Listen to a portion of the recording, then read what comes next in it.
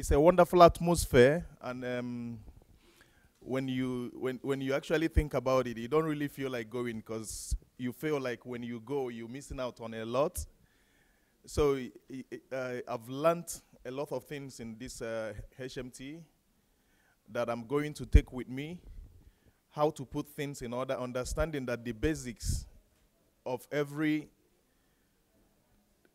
catastrophe or chaos is as a result of lack of order. So, and then I also learned what the true meaning of Sabbath. For those of us that are still stuck on the on whether Sabbath is Saturday or Sunday, the most important thing is to discover the true meaning of what Sabbath is all about. And if you still find yourself in that field, I will recommend that you go and watch this our HMT on YouTube, Sunday Adelaja Official. You go to the official and you watch it again and again, and you will understand what the whole thing is all about. And talking about the being here is actually a very good place for you to begin to learn how to condition yourself, how to start managing your time, how to start managing your pace, how to start recovering the lost years that has happened or that's happened in your life, and how to start building your time management, because that's what the whole thing is all about for me. The timetable is a kind of timetable that I don't think I can give myself, but it's a big challenge. But it's when you go through it, it makes you stronger. It makes you know that yes, I'm capable. When somebody says, "Oh, I only sleep 5 hours," it makes you to understand that it's actually possible. When somebody says, "I only sleep 3 hours," it makes you know that it's possible. When somebody says, "I only sleep 8 hours," it makes you know that it's possible. So the most important thing is to come and discover what is in you that you don't even know that is in you. Is to come and it's a place to come and build your own confidence on how to be able to communicate to some things that you want to sell out or you want to give out. It's also a place to come and learn how to introduce yourself in case you're trying to build a new business, a new you want to build your ministry, you want to build anything you want to build. It's a wonderful atmosphere where you are pampered and carried along until you begin to see yourself keep on getting better and better and better. When I see people talk, when I watch people on Facebook talking about or doing live broadcasts, I used to think that it's easy, but coming here made me to understand that it's not actually easy to sit or to stand before a camera, and you are not just talking to the person that you're looking at. You're talking to so many people. So it brings it makes you to know that it's not something that is easy.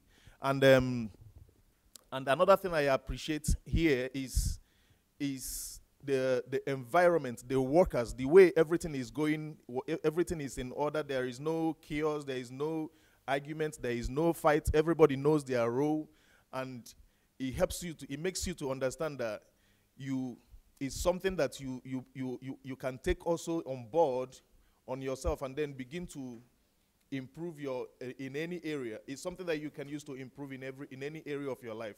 So it's a wonderful atmosphere for anybody that really wants a change in his life. I think HMT, History Makers Training, that's why they call it History Makers Training, is to be able to bring out the history of your life, to be able to make you know that you can make history in life. You can leave a mark, because that's what matters more. It's not that we showed up on the earth and we didn't make any history. Rather, instead of people talking about us, we are talking about other people. I want to be talked about too. I want to be a celebrity too. I want to be seen, to know that there are people somewhere discussing me too. So it's a place to come and rediscover yourself, and then position yourself and lift yourself to that level where you know that you have conquered a certain level of life, and you have placed yourself to a level where you know you are becoming somebody, not just to transform people, but to transform yourself first, because when you transform yourself, then it becomes easy. You have now made yourself a role model. So it's a wonderful experience for me, and I would love you, especially those that hasn't been here for the first time. It's good to come around, feel the atmosphere, and then judge for yourself. Don't sit down and think that Rome was built in a day. Everything you learn from scratch, and then you go up and you will see that new change coming into your life. Thank you. I completely agree with my brother here. My name is Livio Udenhout from Rotterdam, the Netherlands, and I briefly want to talk to you about my experience here. It's the last day, and I'm really sad that it's over because I'm learning so much. I'm being filled, getting new knowledge, getting new revelations, and I really learned how to expand my mind. I learned that I'm capable of things I didn't know. So yeah, it's been a great experience, and not only the teaching, but also being in a group with people who are like-minded. If you're watching DSA every day, that means that you're part of the same philosophy, you have the same mindset, and being here is it's something different than watching from a screen at your home. When you're here, you're in the atmosphere, and also you have the opportunity to ask questions in a deeper level. You also have the opportunity to have a private time with Pastor Sunday. And I had my private time with Pastor Sunday, and in those times you can just fellowship with him, but also ask questions in a deeper level and get answers to them. I had questions to pastors in Holland, to friends, maybe family members, and other Christians, and nobody could answer me. I had questions which were bothering me, and most people were just avoiding the answers or avoiding talking to me because they just don't know and don't have the wisdom to answer me and to get me satisfied with knowing how my life should be with Christ. And I just sit with DSA for 10 minutes and just ask 2 or 3 questions, and he answers them, and so much revelation comes, so much rest. There's something different about this man.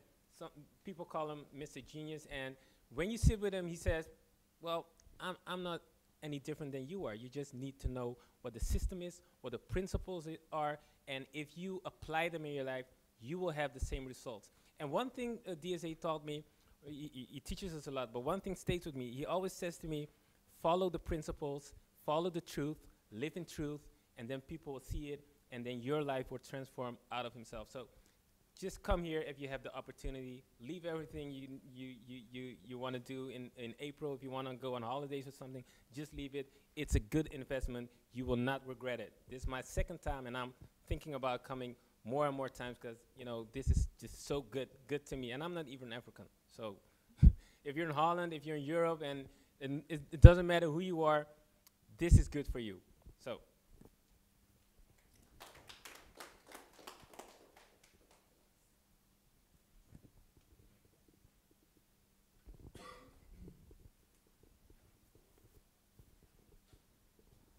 Good morning, everyone. This is Dennis speaking.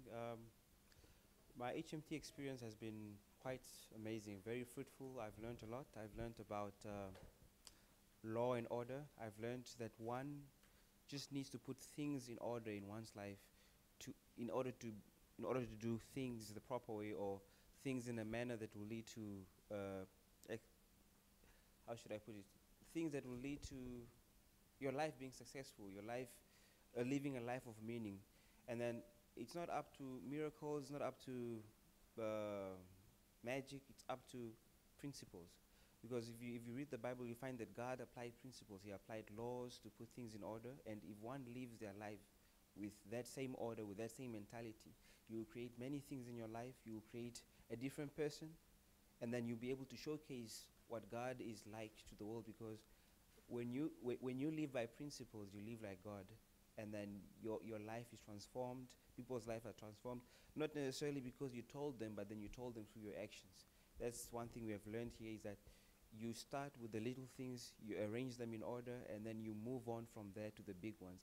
It's not about getting more things so that you can become more. It's about starting where you are and then moving from there into bigger avenues. Because as you learn, as you learn and apply these principles, you learn to to work with the system, or to work with systems, and then this process also transforms you and it changes you into the person you were called to be. And then another thing is that your life is in your hands, you are in control of your life, and your life can go in the direction you want it to be, provided you apply the principles. And principles, like my friend said, principles don't, the Bible says that God is not a respecter of person. So he has put principles in place.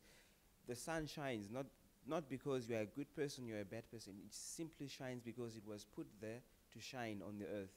And then if you apply certain principles, like for example, there are people who use the sun to get energy, like solar panels and so on. But then, and there are others who complain about the sun being too hot, they can't do anything. So it's all a matter of mindset, a matter of understanding these things, and then applying, especially application. I'm stressing a lot. I think I've used the word apply like a lot of times right now. Apply is very important, but then you have to know the principles to apply. Thank you very much.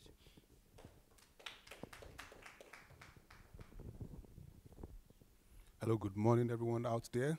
My name is Baba. As you know, if you've been following this program, yeah, I think I count myself lucky to have attended this program. It's been a wonderful, few days since I came. I don't actually know where to start. Maybe first to thank the member of the Frontiers, the team, the DSA team. They've been doing wonderful work. Yeah, the atmosphere is peaceful, and the scripture says where the Spirit of God is, there's liberty, there is joy, and that is what we actually really experience here. I thank God for being part of this movement, for being part of this transformation. Yeah.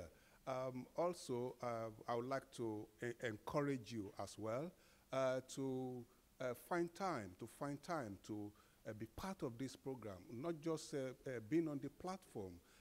I've known the difference between being on the platform and actually being here. It's like, I don't know how to, it's indescribable actually, not until you experience it, because I might be telling you something, and if you don't feel it, you might not know the essence. What Pastor Sunday is doing, it's like I said, it's divine. I've used that word as well many times. It's divine. It's divine. And we just pray for him that God will empower him to continue in what he's been doing. And I mean, the lives that he has touched, it's, he has touched my life, not just my life. I mean, what I've gained here, I believe I will actually really impact other people's life as well. Yes, what do I then need to say again? And to the people who are here, I believe we've learned a lot, and I would just encourage you. The book of John, chapter 13, verse 17 says, blessed is he who hear these words, and do them, and does it. So please, every one of us, we have learned the principles that will take us through our life journey. It's not just learning and knowing those formulas in DSA books, but also it's the application of it. It's the application of it.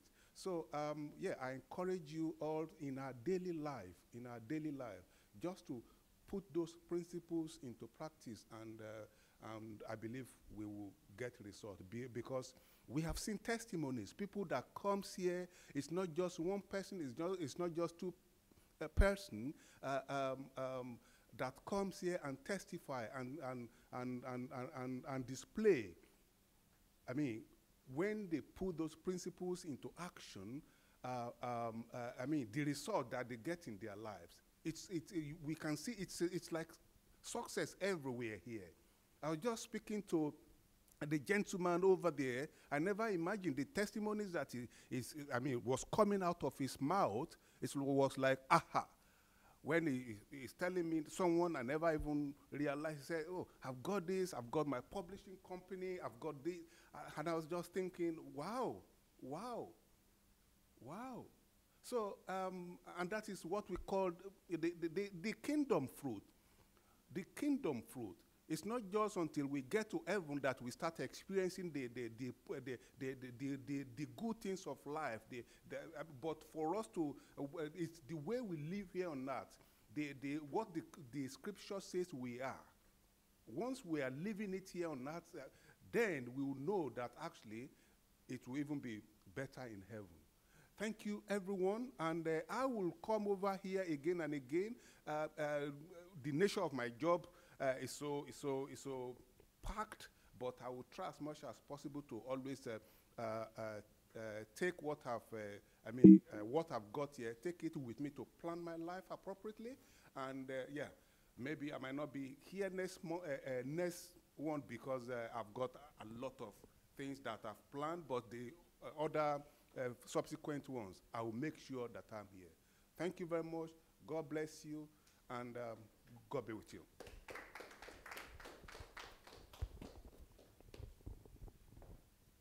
Hello, my name is Noah, and I just wanted to say that I came here with my dad, and what I have learned is that if I go back to school and I want to be successful, that I have to have law and order inside my life, and that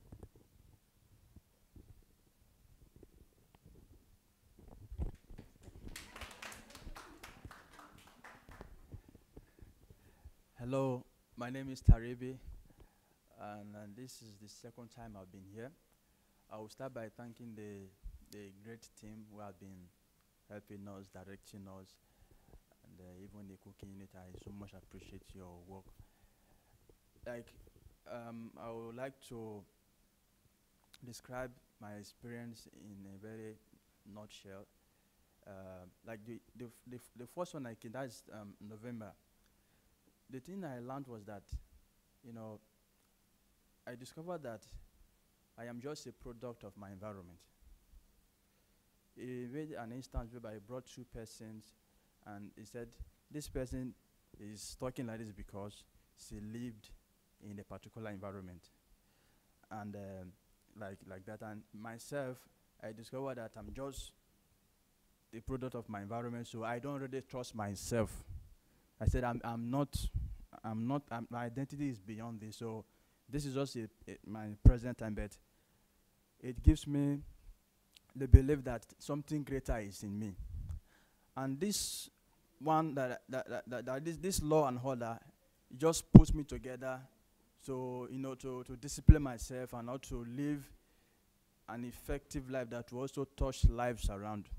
So law and order is the foundation for one to be successful in life. I'm so happy to be here. It has been so awesome. And I will encourage other people that are watching, probably you should come and test it, because watching it and being in this place is two different things entirely. So I will encourage you to come and come and feel the experience. Thank you. Okay. Thank you. Okay, we're going to continue here. We're about to take picture with Dr. Sunday, but we're still going to be live, and immediately we're going to continue with our teachings. Thank you. So guys, please, let's be seated.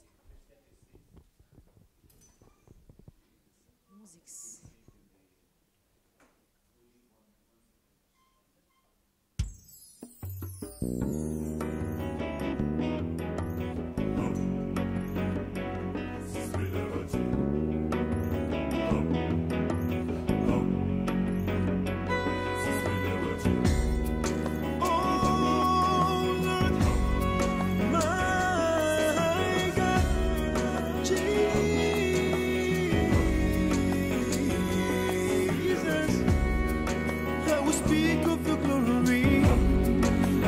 Show forth your beauty.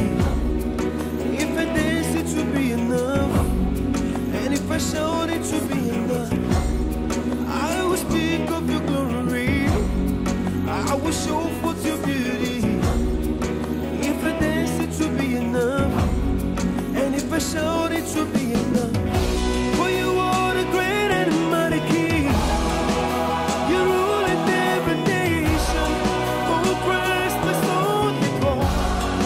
You are worthy to be praised. You are Alpha and Omega. I worship you.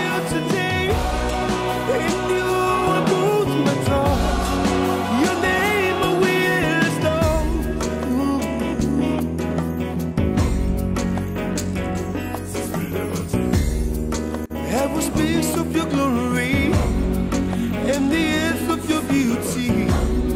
Your love is new every morning, and your faithfulness is ever sure. I say heaven speaks of your glory and the earth of your beauty. Your love is new every morning, and your faithfulness is ever sure. For you are the great and mighty God, so greatly to be praised. You're beautiful for situation. You are the joy of the whole world. For you are the great and mighty God, so greatly to be praised. You're beautiful for situation.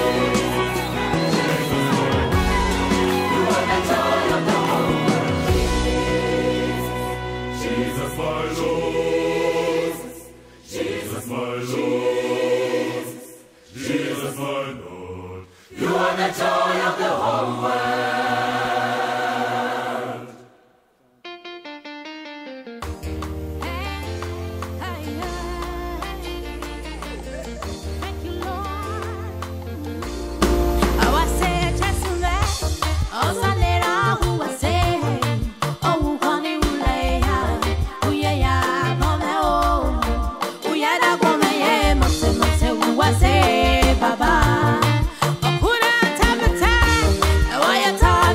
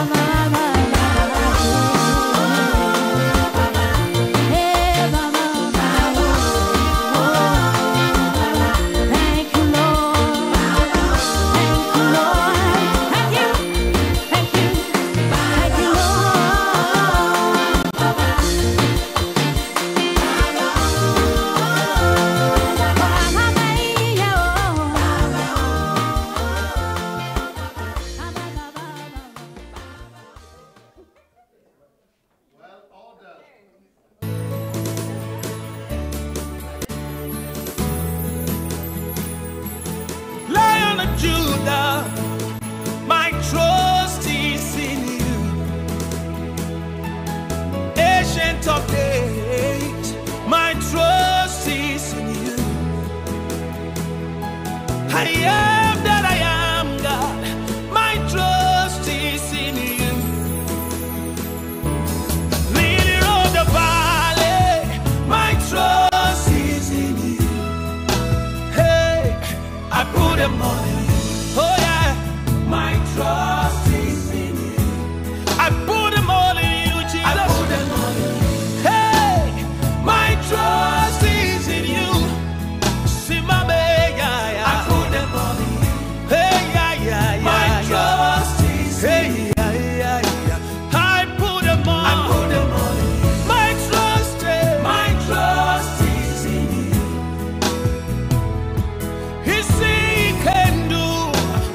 My trust is in you. Oh, yigi yigi baba mio. My trust is in you. Sariki dunia. My trust is in you. Hey ya, heshima moti bolona na no. Hey namo ya motena. Hey.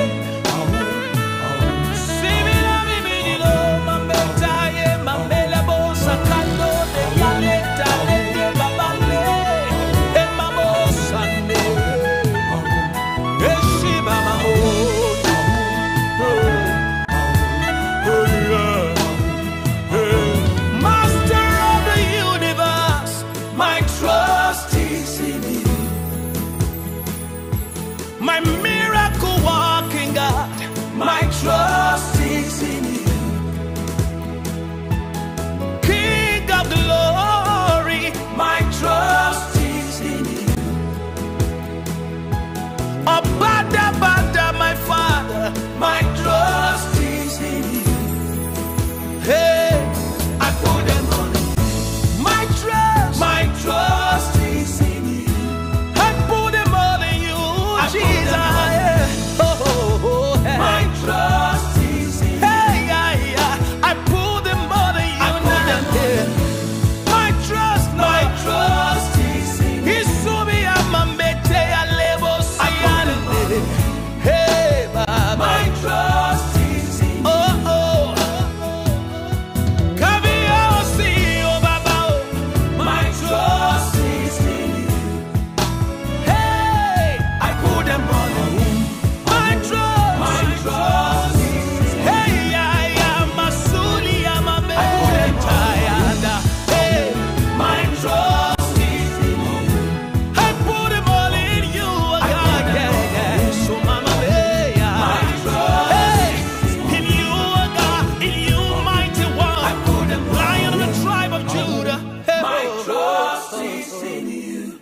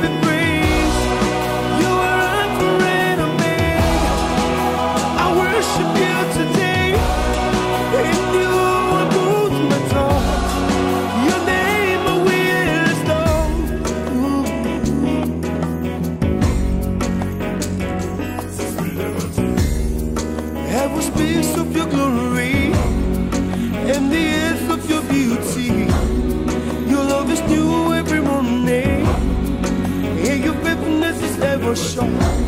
say ever speaks of your glory and the earth of your beauty. Your love is new every morning, and your faithfulness is never shown. For you are the great and mighty God, so greatly to be praised. Your beautiful consideration, you are the joy of the whole world. For you are the great and mighty God, so greatly to be praised. Your beautiful consideration.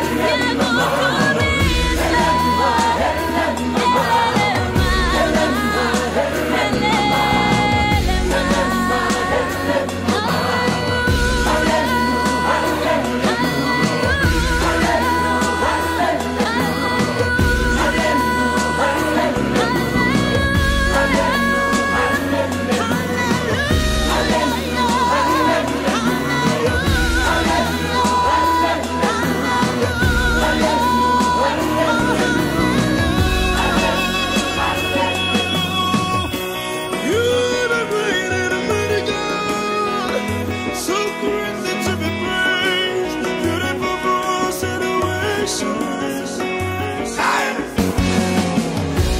You are the great and mighty God, so greatly to be praised. Beautiful for all generations. You are the joy of the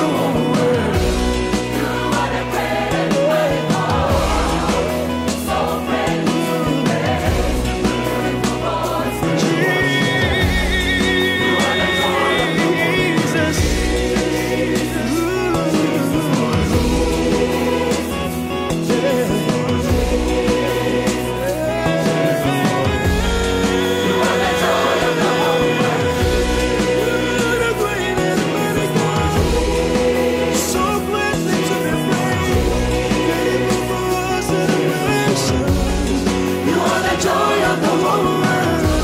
You are the great and mighty God, so greatly to be praised. Beautiful for all generations. You are the joy of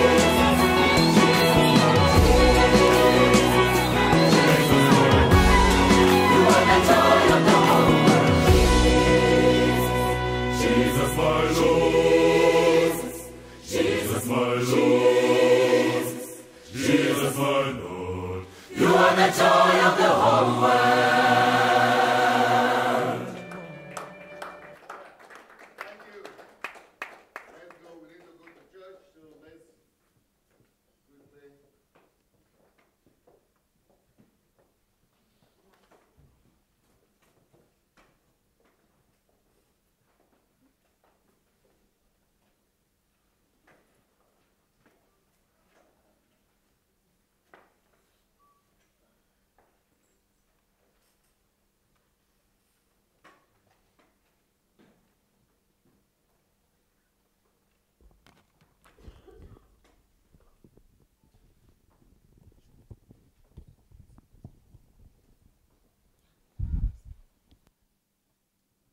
So what we're going to do today is the God of order and systems. The God of order and systems. So there cannot be if we really want to we can have order without system, but to maintain order we need systems. System is needed to maintain order. So when we talk about order, we must talk about system as well. So here we go. The God of order and systems.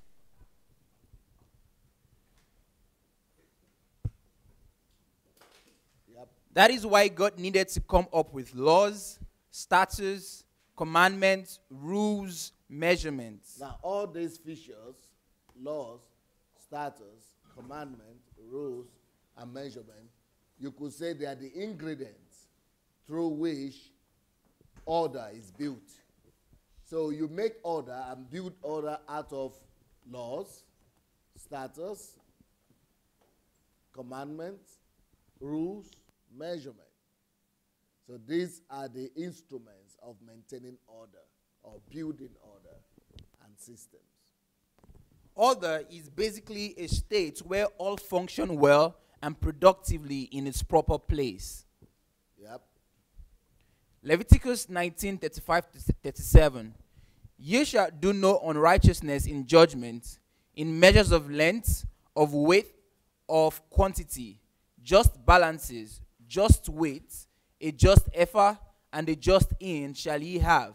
I am Jehovah your God, who brought you out of the land of Egypt, and ye shall observe all my statutes and all my ordinances, and do them.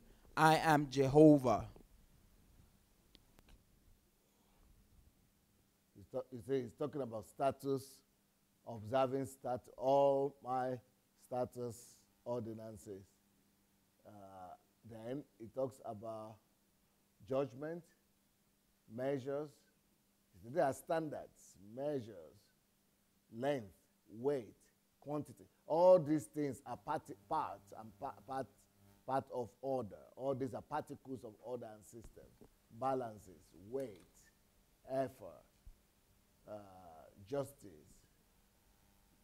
So all these things are standards. These are what are required to maintain standards and to build systems and order. Can you read it again? Ye shall do no unrighteousness in judgment. Judgment. Can you imagine God is saying you shall do no unrighteousness in judgment. So don't cheat when it comes to judgment, when it comes to measurements, when it comes to standards. Don't ever cheat in standards. When it comes to standard, maintain standards. That's part of righteousness. So if you're going to say it's 2 kilograms, it's 2 kilograms everywhere. If you're going to say it's 2 centimeters, it's 2 centimeters. 2 plus 2 is always 4. 1 plus 1 is always 2. You shall maintain righteousness. That is the basis for technological advancement. It's the basis for progress when order could be maintained. Right? In measures of length. You see, thou shalt do no unrighteousness in measures. In length. Only societies that can abide by these mathematical orders in precision. You see, there is nobody that doesn't believe in truth. These are measures of truth and righteousness. And only people who abide by them progress. Only societies that abide by them function. So there's no way people will say they don't believe in God because they abide by his laws. And the more you abide by these laws of measurement, righteousness, truth, the more you progress in life, the more you are able to discover and build and create. So for God, it's important to maintain order, system, through all these particles, judgment, measurement, length, weight, quantity. Can you believe it? These are that's why you have these are the basis of mathematics, for engineering, for administration, for management, for accountants, for finances. Read again, please. Ye shall do no unrighteousness in judgment. So you must always be. This is also the basis for us to teach our children to pay attention to mathematics, to be good in physics. Because if they can be good in all those things, these are the basis for mathematics here. This is the basis for physics. This is the basis for all those exact science, or we call them precision science. You know, all those, what do you call them? Science, not humanitarian, but mathematics, physics, chemistry. Because they help you to discover nature, and they help you to come out, to invent. That is why, but that is what mathematics is based on. Physics, that's what they are based on. To do unrighteous, you cannot go away from the formula. You have to keep to the standard. You shall do no unrighteousness in judgment, in measurement, in length, in weight, in quantity, in balance, in weight. everything, precision. Precision everywhere. Come again, please. Ye shall do no unrighteousness in judgment, in measures of length, of weight, or of quantity. Say that again. Measures. In measures of length, of weight, or of quantity. Just balances. Just balances. Just weights. Just weight. A just effort. Just effort. Can you believe it? Just. Exact. And a just hin shall ye have. That's why Jews are good in mathematics and science. Because God required it from the Old Testament. Okay? I am Jehovah your God who brought you out of the land of Egypt, and ye shall observe all my statutes and all my ordinances, and do them. I am Jehovah. Okay. Leviticus 19:35. Ye shall do no unrighteousness in judgment, in measures of length, of weight, or of quantity. Amazing. This is the basis for science right here. Okay? The reason for unrighteousness is lack of judgment. Lack. Where is she's not there? Lack. This is not lack. It's lack. In lack of judgment, in measures of length, of weight, or of quantity. So whenever you see a society that is not serious and not strict about exactness, about precision in judgment, in measurement, in weight, if they are not serious in science, you will never see progress there. You will never see advancement. You will never see industrialization. A society that is not very particular about precision in judgment, that's like mathematics, physics, chemistry. Any society that is not serious about those things, they will never move forward, because those are the sciences that talk to you about the nature of God, truth. Everything must be exact. You must be honest. Science makes you to be honest, because you cannot play your way. You cannot do it your way and get results. And that's what it's talking about. So the reason for unrighteousness, no society will work. When there is no precision in judgment, in measures, in weight, societies break down. When people don't live according to their conscience, when people don't live according to the truth, when people don't abide by the rules of judgment, of measurement, of weight, order break down in the society. Unrighteousness rule in the society. When governments don't abide by the standards of judgment, measures, weight, disorder, unrighteousness, corruption rule in that society. Truth is the basis of society. Lack of it leads to disorder. This is a good video here. How did Americans teach their people to say no, to stand for truth, to stand for what is right, to stand for integrity? This is another video here. The Americans did that for 30 years. From in the 30s, in the 40s, in the 50s, they were teaching their people, even in the 60s, to live by the standard of righteousness. We should do the same thing if we want a better society. Here we go. Woohoo.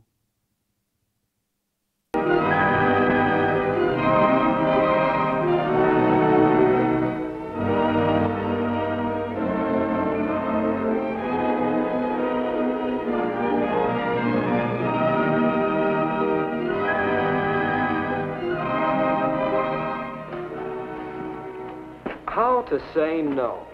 That's the subject under discussion. And there are plenty of times in life when you have to say no. Fortunately, sometimes it's easy. Saying no to the time is simple as this.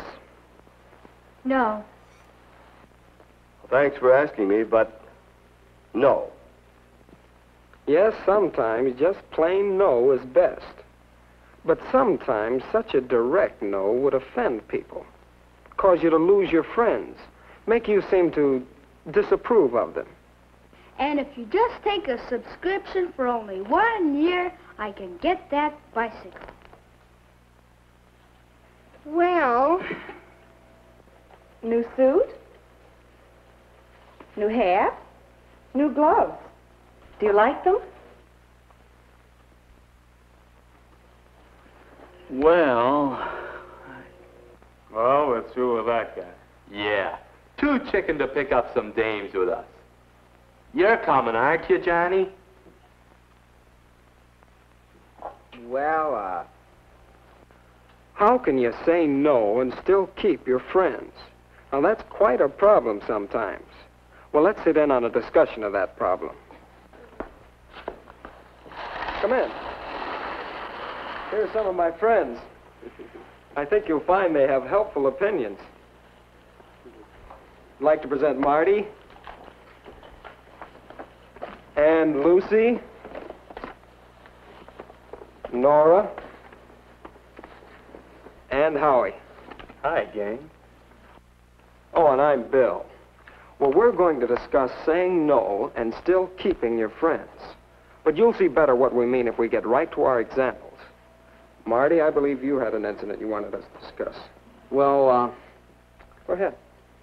well, the fellows and I often stop somewhere for a snack after a game or after practice. It's usually just an ordinary place where you can get a good sandwich. But sometimes the fellows pick a tavern. And then... No service here. Well, how about it? Let's have a drink. A drink? Sure, swell idea. Well, I dare you. What do you mean, dare? A drink never hurt anybody, eh, Marty? Well, Well, up, boy. I'll have a beer. Me too. Beer? Huh. Scotch and soda for us, eh, Marty? well, that's the situation. What can I say? 'Cause, well, I want to get along well with those fellows on the team. I don't want them to think I'm a drip. Well, couldn't you just tell them you're in training? Well, those fellows are supposed to be in training, too. Well, that makes it harder. No wonder we lost so many games. I'll bet they really feel a little guilty themselves if they're in training. Why couldn't you just order something else? Maybe. How? What would I say? Well, just whatever you would say anyway, if you were ordering. Don't you think that he should be direct? Sure. Yeah, I think so. But without making any fuss about it. Just order what you want. Well, let's see. How would that go? Scotch and soda for us, eh, Marty? I'll take a double hamburger with french fries. No drink? No, I'm hungry. Yeah, I think that might work. You know, I'll try it next time. I don't think it'll work at all. Not if the boys are at all insistent. Maybe they'll let it go at that, but there are a lot of kids who won't give in so easily. Let me tell you, happens all the time at pajama parties, for example. We get all settled down and the hostess mother's safely out of the way, and then...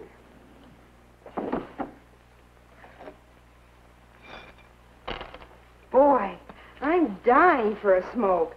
How about you girls? Mary? Well, thanks. Nora? No, thanks. I've got some gum somewhere. Light?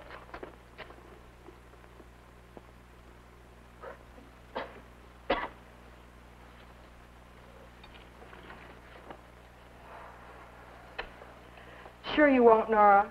No, thanks, really. I'd rather have the gum.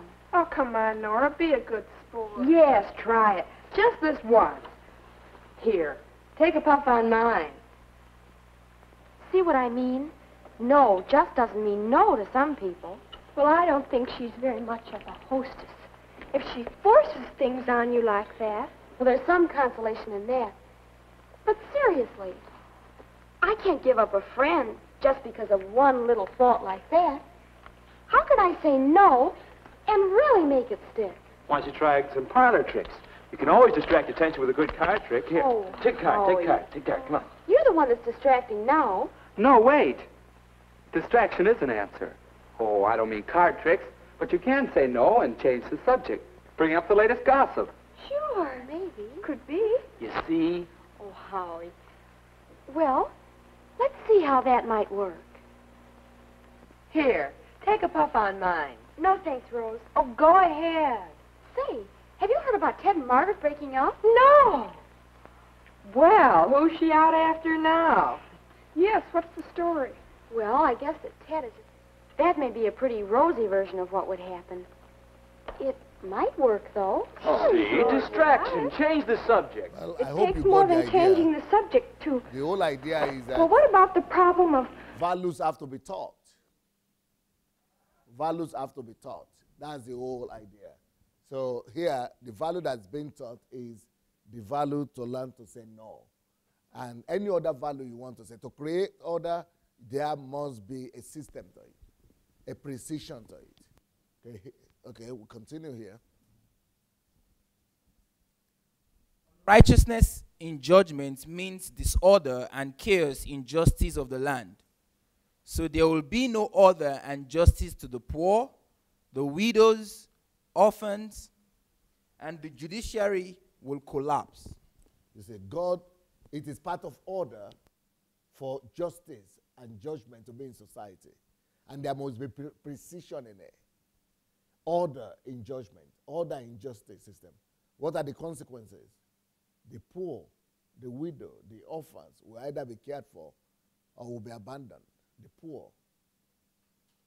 Judiciary will collapse because of lack of order in judgment.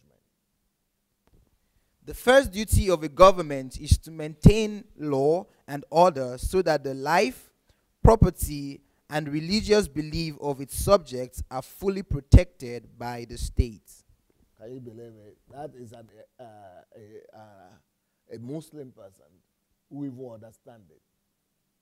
The first duty of a government is to maintain law and order, you see, so that the life, property, religious beliefs of the subject are fully protected. Yeah, that's one of the leaders, the founder of Turkey. Huh? Pakistan. Sorry. Lack of order in measures means there will be no standard for everything.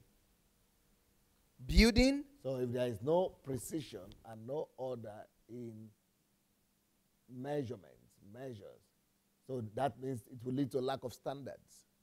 You see, God demands these things. And when our people preach the Bible, I don't see why they don't say these things. Standards, measurements, excellence. This is where it comes from. It comes from God. These are all, requirements to build the kingdom of God on the earth. These are the biblical doctrines. These are what they're based on. Order in measurement leads to standards. Everything standard. Everything excellent. Standards, building, every building must have standardization. Furniture, food, everything must have standards, instruction, prescription, health, road, infrastructure, medicine. Everything must be under standards. That is called precision and order in measures. Let's have a look at this. It is because of that that it is on that all forms of development is hinged. Yes.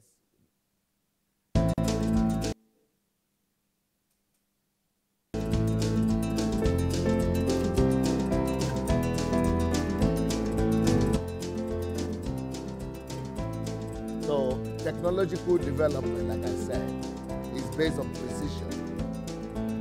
Industrialization is based on precision. So why is Japan and other societies having this super developed, this is what people are working on, the rest of the world, why we are going to church to pray from morning to night. Instead of sending our people to use, these are scriptural things, to be perfect in measurement, to develop precision. These are the things the world is working on. And what are we doing? We think it's not scripture. Some of us even think they are not spiritual. These things are not, but I'm reading from the Bible. This is excellent in figures that leads to this, in measurement. When order in measurement is perfected, this is what you get. Technological progress.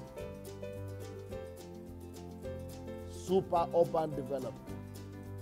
Everything, precision. Next one. We have another one there. Yeah.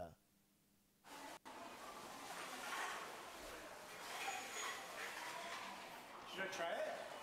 Yeah. Well, I mean, I don't know. If you don't have to buy anything, but anyways, here. So I want to show you guys this really crazy machine. This is actually a vending machine, but this is all. It's a computerized screen right here. I'm not gonna push anything, but I'm gonna get a Red Bull. Is that the loudest? Okay, so he's getting a Red Bull. It's expensive, 200 yen. Jeez. Oh yeah, look at that. It's all courteous, just like a good Japanese. Hi, arigatou gozaimasu. But yeah, isn't that crazy? I saw this and I was like, what the heck? And supposedly, my friends told me this, but it could actually identify you if you, I think maybe not this kind, but if you stand in front of it, it could actually figure out what gender you are and about your age, and then it'll give you the selection and what kind of beers you. Oh yeah, there you go. Here, look at that. I think that's what that is. Like these pop up, and it says that they recommend these drinks to you. I think it's actually identifying it. Here. That What? might be the camera right up there. Oh yeah, there you go. Camera. It's kind of creepy. Let me go and stand there and see if it changes. Oh yeah, see, it changed. That's crazy. You are crazy, son. Yeah, it actually identifies what kind of drinks you want. Yeah, it's Red Bull caffeinated drinks. Oh yeah, see, it's got the eyes there, and they see a white guy, and then they give you Red Bull. They see whatever guy I am, and they give me like half Japanese drinks and half American drinks. See, Red Bull and a Japanese one. Really, really cool stuff. So yeah, if you ever get to Tokyo, check that this vending machine out. It's all computerized and fancied up. So Jerry just told me that you can also not only use cash, but you could use your Suica card And your cell phone. Jeez, that's nuts. The cell phone has a special chip that will just charge to your monthly phone payment. So if you were like desperate and you wanted food and you didn't have money, you could just pick Coke, and then you could just swipe your Suica if you had a Suica card for a train. Yeah, like a train pass. Or you could swipe your phone, because your phone has. Let me see here, just a second. Your phone. He's getting his phone out. Has this thing, and this little guy, this little picture. I don't know if you can see it. It's like looks like a finger pressing a button. This is on most Japanese phones now. So you can use it like even some computers. Like your computer has that, so you can pay on your computer with your phone. What? That's crazy. So your payment option is cell phone, Suica, train pass, or cash. See now it's I shouldn't have done that. See now like it's activating. I swiped my card. You swiped your cell phone because you put it on it? Uh-oh. What does it? Oh, it gave me a coupon. Oh, really? Yeah. I probably won't be able to read it. Coupon for the win. What does it say? Science, progress, industrialization, precision, everything depends on precision in measurement. That's why children study mathematics in school, physics. That's why any society that celebrates that will progress. And any society that celebrates discipline, order, will always be the most progressed. But the ones that let everything fly everywhere, you just be wondering what is happening. Yep. Unrighteousness in measures of length means there will be no mathematical order, no industry, no engineering, no progress. Because there is no precision in length. Lack of order in weight will equal deception, double standards, lies, thefts. That is what happens in those societies. When there are no strict adherence to order in weight, people will deceive, there will be double standards, lies, and theft. Lack of order in quantity equals lack of quality. Yeah, because there will be no standard, no general standard, so the quality of product will be poor. Substandard products is what people will be producing.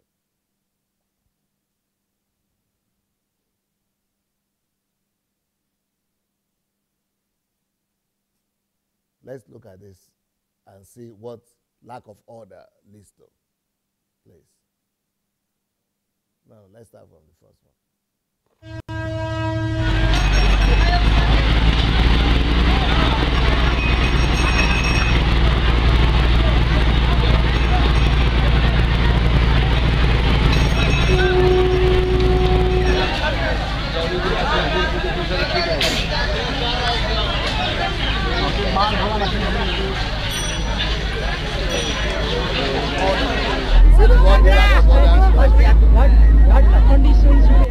Lack of order, catastrophe, human beings.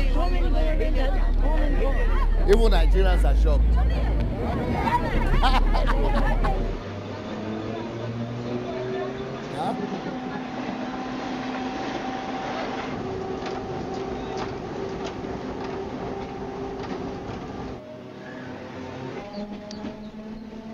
$25,000 people killed every year just in train. It's like Modo.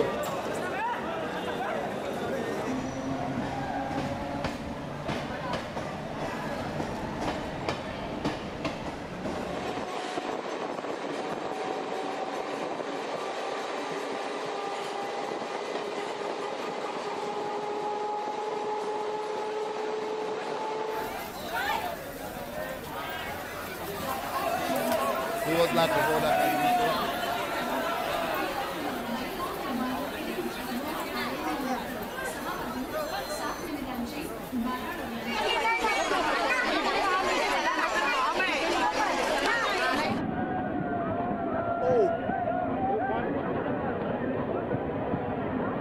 Nigerians have not advanced in this level. Huh? Not yet.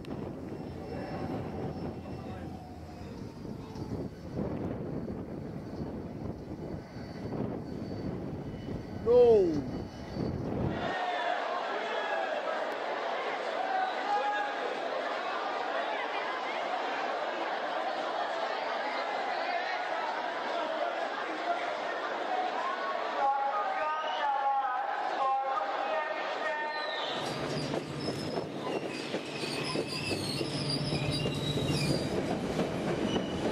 People, girls, and women.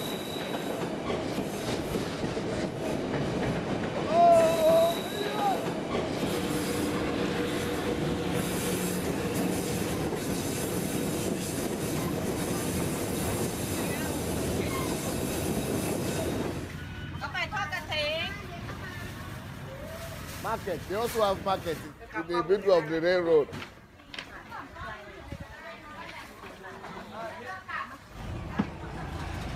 And the train is riding right there. Whoa. Hey!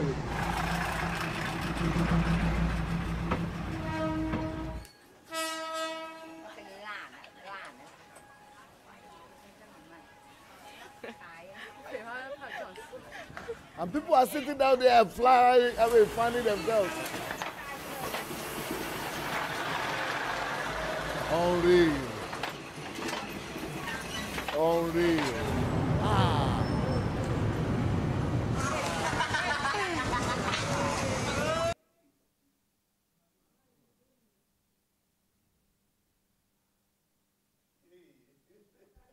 Yeah, I think Nigeria love their life more than Indians. They love their lives more than Indians. They don't want to die. They cannot do that. Child marriage. See what disorder can do.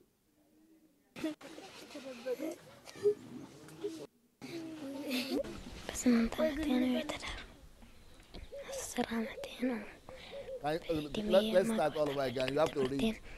Hello? You have to read it. Start all over again. I got married when I was 7.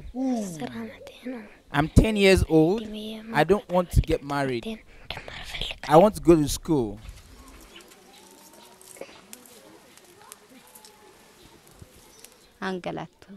They gave me a miserable life. I had a hard life. 7 years old. He used to beat me. I didn't know what sex meant at that time. I was 7 years old and he was about 16.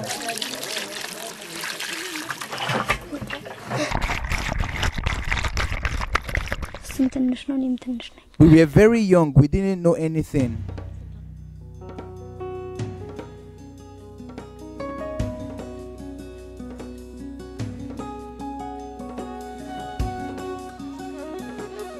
Suffering and smiling. Hello? Yes, sir. In 2010, 80% of women in Ethiopia, Amhara's region, were married by age 18. 80%. 52% were married by age 15.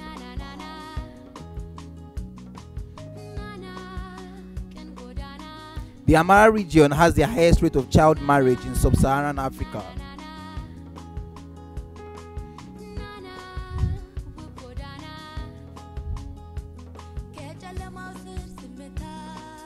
These are the stories of 4 girls.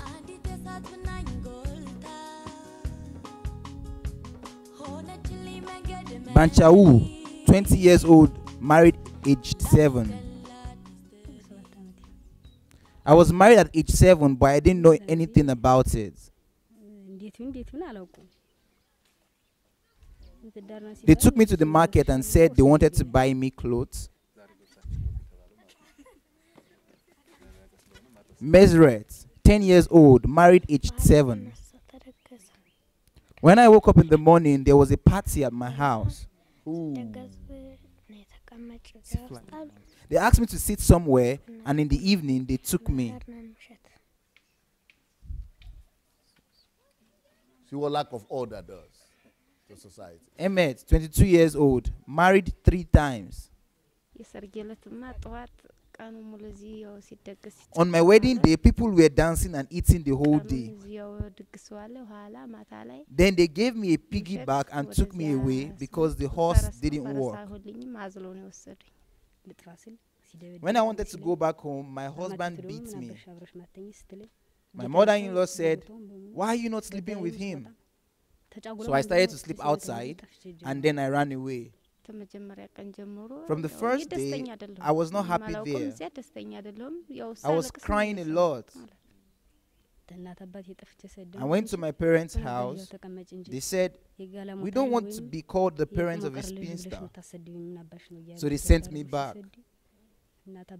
Because my parents and my husband mistreated me, I started to sleep out in the bush. Once I was sleeping in a tree and I was almost attacked by a hyena. My father said, "I don't want my child to be attacked by a hyena." So he took me back home.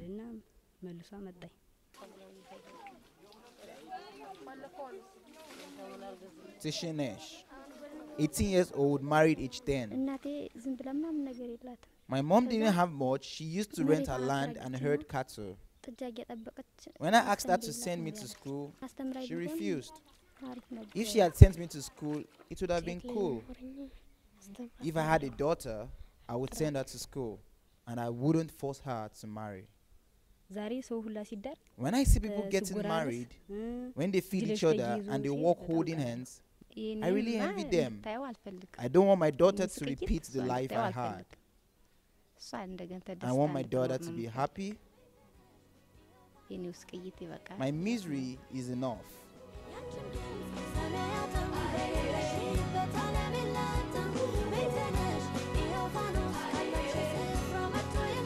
These are 4 stories.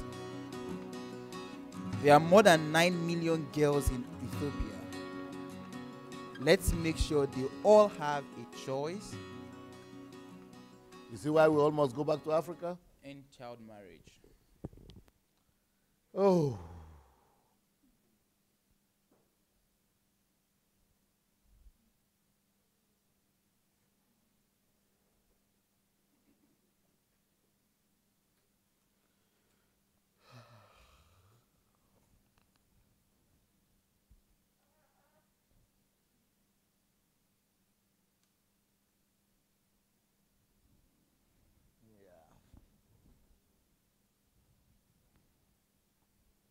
Let's look at the green space. We just saw this.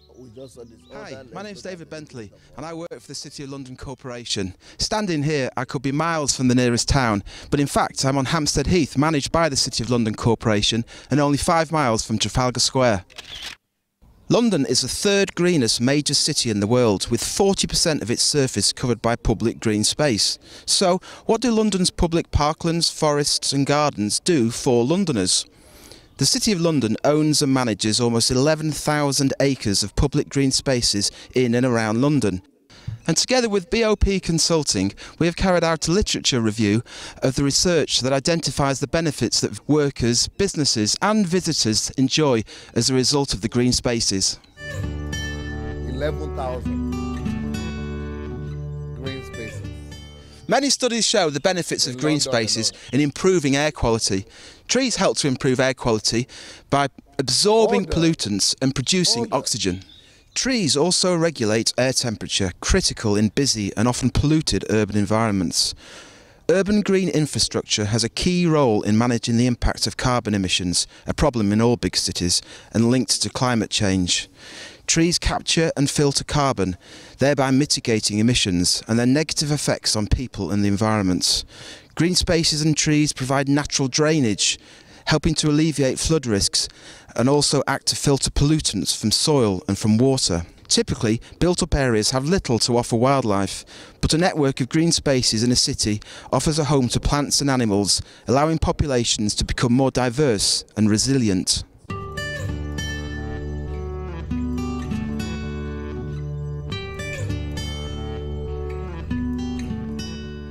Poor air quality and an increasingly sedentary lifestyle for urban dwellers are frequently linked with problems of ill health.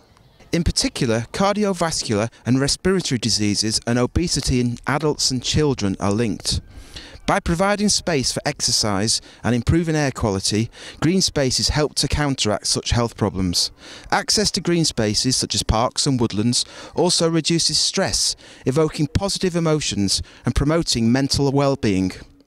Studies have shown that residents living in urban areas with a proximity to large amounts of green space show significantly lower mental distress levels and higher levels of happiness and life satisfaction. The London Visitor Survey provides strong evidence of the role that green spaces play in attracting visitors from the UK and overseas to London. Data collected from 4,587 visitors to London show that 80% of overseas tourists, 74% of UK staying visitors, 70% of UK day visitors and 77% of London residents ranked parks and gardens as important or very important in their decision to visit or take a day trip to London. London's green spaces are accessible, free and great spots for people to meet. They offer places to walk dogs, places to play and hold public events. This contributes to a feeling of community and supports an increased sense of belonging to an area. There is evidence that large green spaces with room to run around, explore and let off steam can play a significant role in child development. Epping Forest and Hampstead Heath. But do you know what I discovered? When I go to London, I don't see black people in those parks, in those green places. In fact, most of them are not even aware they are there. Have you seen any black out of all the videos they have been taking in the park? Oh, yes. Because it's not in their culture. You know, they don't even know it's in London. 11,000 of them, and they are living in London. They are not even aware. They are only aware of work and shops. But the most important thing in London is this one, not work, not shops. Okay, let's go. Yes. Okay, here we go.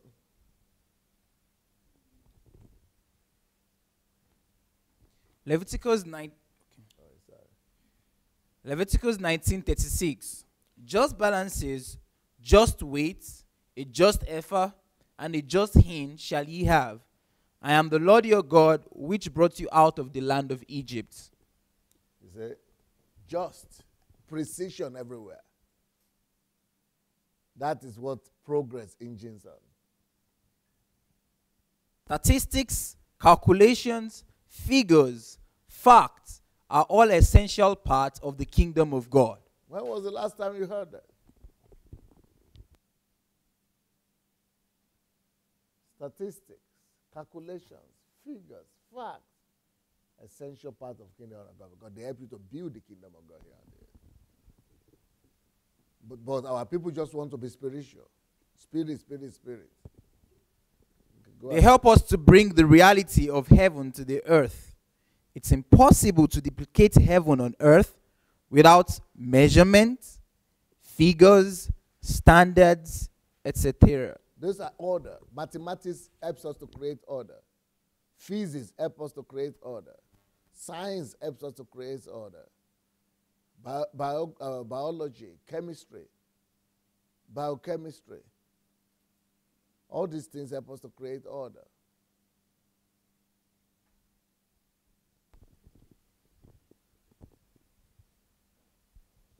Leviticus 19:36b, I am the Lord your God, which brought you out of the land of Egypt.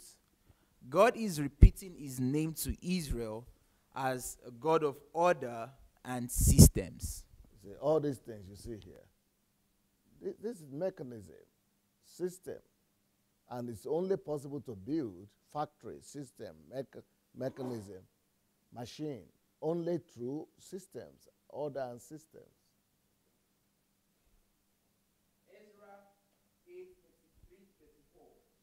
Now on the fourth day was the silver and the gold, and the vessels weighed in the house of our God by the hand of Meremoth the son of Uriah, the priest, and with him was Eleazar the son of Phinehas, and with them was Jozabad the son of Jeshua, and Noadiah the son of Binu, Levites, by number and by weight of everyone, and all the weight was written at that time.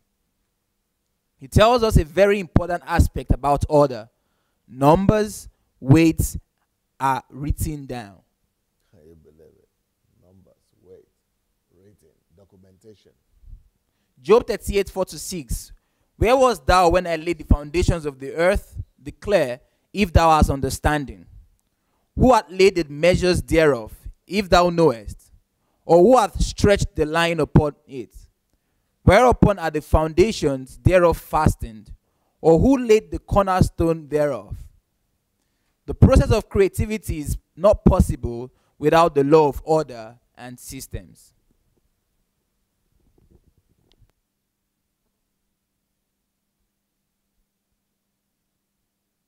Let's do the first one.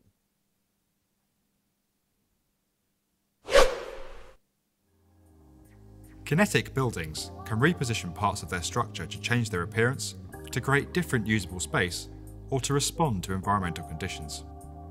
Technically, it's a concept that's been around for centuries, from bridges that can raise allowing ships to pass, right back to the first drawbridges that appeared on castles. But now, in the 21st century, advancements in mechanics, environmental systems and robotics are opening up new frontiers. Abu Dhabi's Al Bahar Towers feature responsive facades that shade its glazing from the intense sunlight. The computational design team at ADAS Architects simulated how the facades would operate across different seasons and instance angles in a virtual environment before they were manufactured and installed on site. The facade's form is based on a mashrabia, a traditional Islamic lattice shading device. At 145 metres, the Al Bahar Towers are one of the world's largest examples of kinetic elements in building. Sharafihar House in Tehran features 3 rooms that can rotate through 90 degrees on motorised turntables. They turn to open up views and external terraces during Iran's intense summers and move back into the structure to keep heat in the core of the house during winter. Each room or pod has a door on the side, enabling access to the terrace when they are open and to the house when the pods are turned inwards. The terrace's balustrades have been engineered to lay flat as the pods turn inwards. Another example can be seen in Yeosu, South Korea, home to the One Ocean thematic pavilion. Constructed for the 2012 Expo, the building's skin integrates an array of moving lamellas that offer shading to its internal spaces during the day and different lighting configurations at night. They were inspired by a research project at the ITKE University Stuttgart, which investigated how biological moving mechanisms could be applied on an architectural scale. There are several European examples as well. The University of Southern Denmark's new Kolding campus is wrapped in over 1,600 perforated shutters. Sensors on the building's envelope continuously measure light and heat levels and then adjust the shutters mechanically through a small motor, providing optimal daylight and maintaining a comfortable indoor climate. The shutter's triangular forms mimic that of the building's floor plate. A similar shading technique is employed at Kiefer Technic's showroom in Austria. Perforated aluminium panels adjust in accordance with sunlight angles and internal climate, changing the facade's appearance throughout the day. Advancing technologies have also made retractable roofs on stadiums more common in recent years, saving many a sporting event. The most notable is perhaps at Wimbledon in the UK. Retractable pitches, enabling flexible use of stadia, are also becoming more prevalent. If you enjoyed this video and would like to get more from the definitive video channel for construction, subscribe to the B1M. See what is happening in the world, why some people are just playing some rubbish children games on the...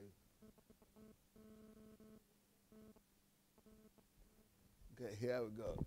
If you don't innovate fast, disrupt your industry, disrupt yourself, you'll be left behind. Constant progress. Constant progress is required. Job 38:4. Where was thou when I laid the foundations of the earth? Declare if thou hast understanding. God needed to follow the laws of orders in figures, measurements, etc. for him to create the earth. And that's what we follow too, to be able to create anything today. Just act like God. Job 38:5. Who hath laid the measures thereof, if thou knowest, or who hath stretched the line upon it? For us to bring the kingdom of God to the earth, we must be good in science, mathematics, physics, chemistry, etc. Job 38:6. Whereupon are the foundations thereof fastened, or who laid the cornerstone thereof? It is when we know the measurements and the rules of creation, then we can explore and repeat it.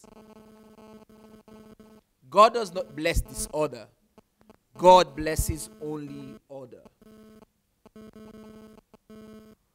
That is why God always blesses his creation in Genesis 1. After he finishes doing something, he blesses it. Order has been established, then blessing is possible. Blessing is only possible after order has been established. Sure. Genesis 1:22. And God blessed them, saying, be fruitful and multiply, and fill the waters in the seas, and let fowl multiply in the earth.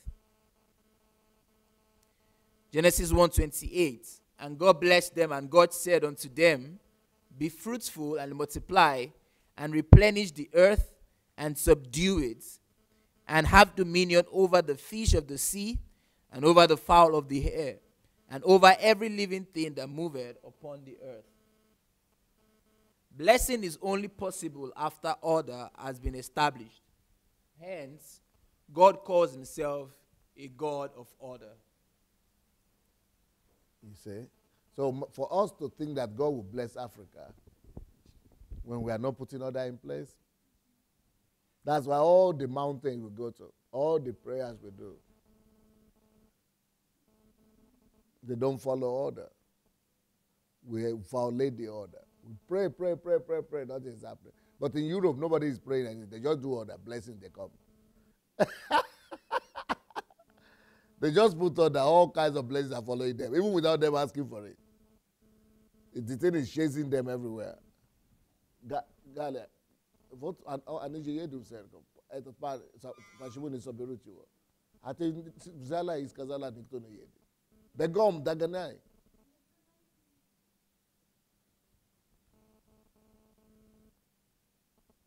Yeah. Yeah, let's do the two.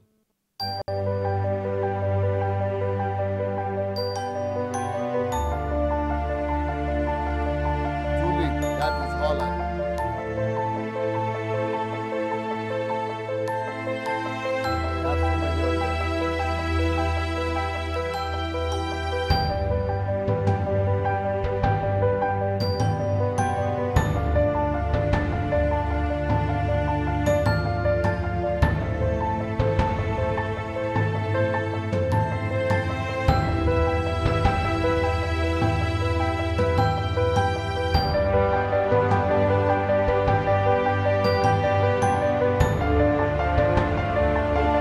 trays like this, only flour.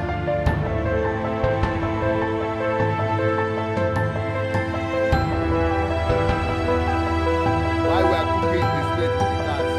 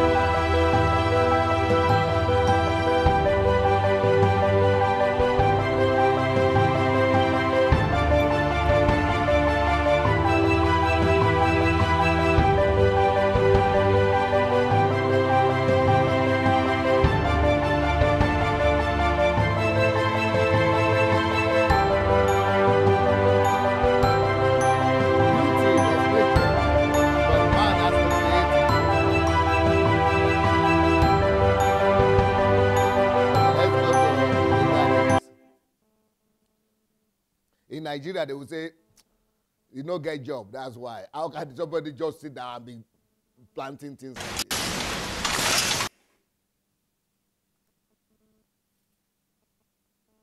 Remove the advert.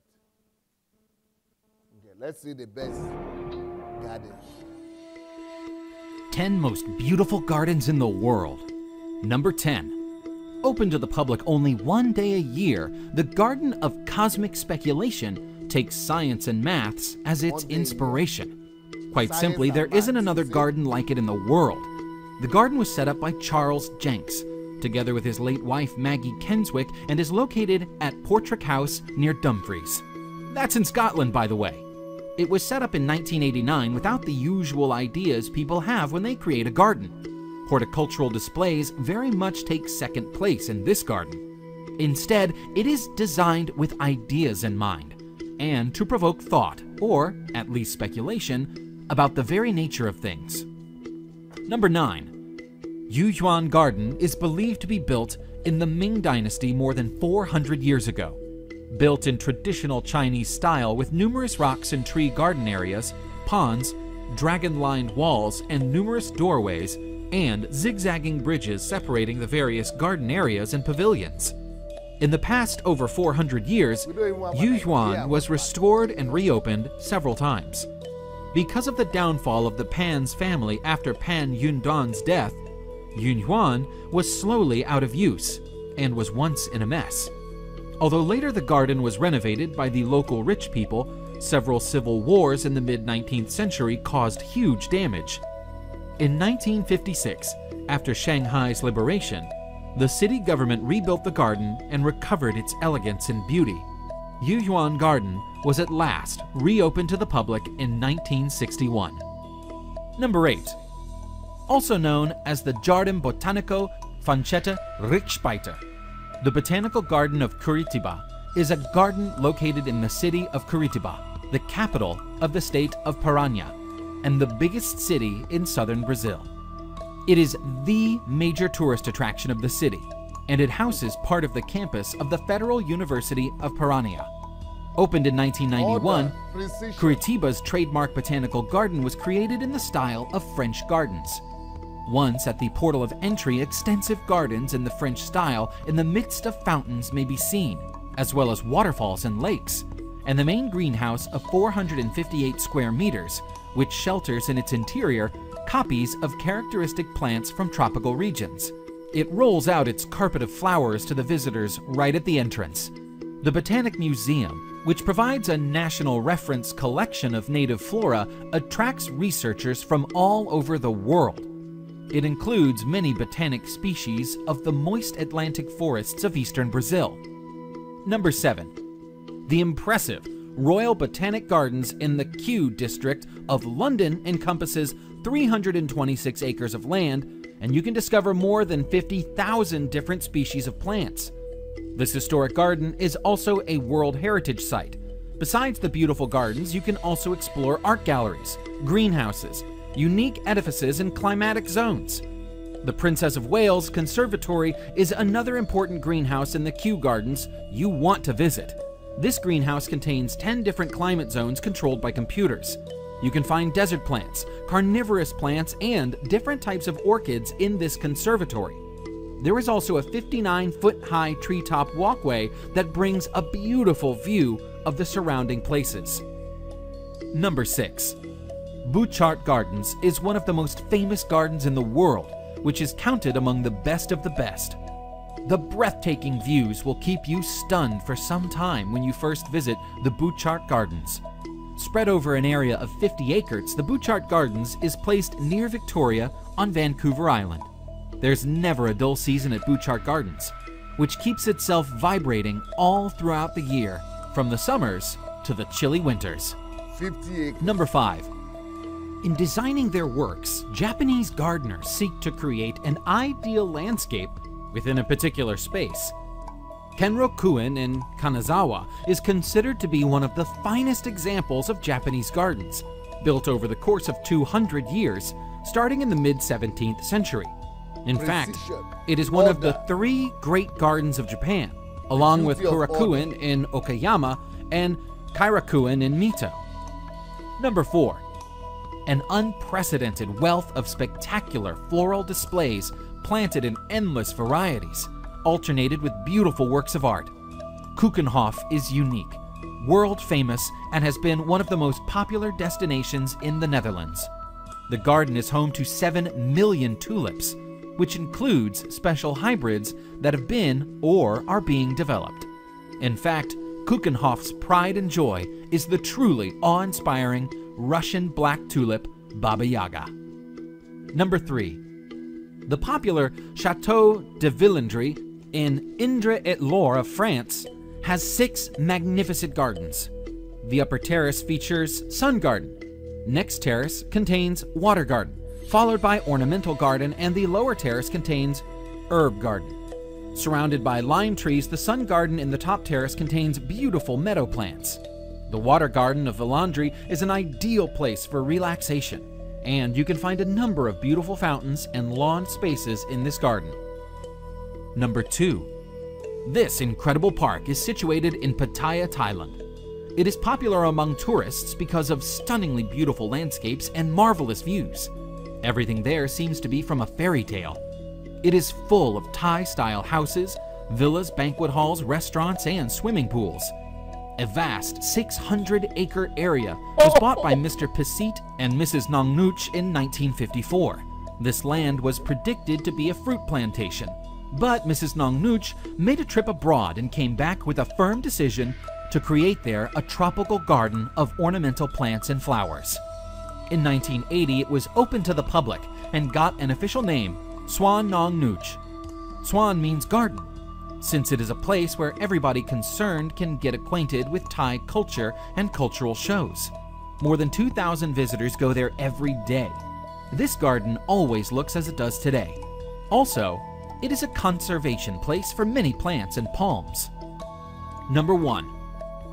Probably the world's most famous garden, Gardens of Versailles, were built for Louis XIV and designed by André Lenotre. The laying out of the gardens required enormous work and 40 years for the completion. Vast amounts of earth had to be shifted to lay out the flower beds, the orangery, the fountains, and the canal, where previously only woods, grasslands, and marshes were. The earth was transported in wheelbarrows, the trees were conveyed by cart from all the provinces of France, and thousands of men, sometimes whole regiments, took part in this vast enterprise. Chineke.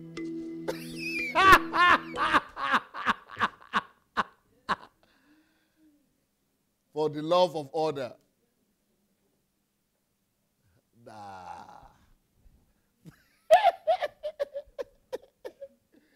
So, you guys, we are not even talking about cities and town now. Na bush we dey talk about. So, look at order that reigns. Things function in their rightful places. That is order. You see? We are the ones to create the kingdom of God on the earth. We are the ones to bring heaven down, not God to come down and do it. Order doesn't come by itself. Genesis 1:2, and the earth was without form and void, and darkness was upon the face of the deep, and the Spirit of God moved upon the face of the waters. Because God is a God of order, He doesn't tolerate disorder. Whenever He sees disorder, He does something about it. Genesis 1:3, and God said, "Let there be light," and there was light. God's answer to disorder is light and illumination. The second strategy that God used is system. He didn't just create light, He made it permanent.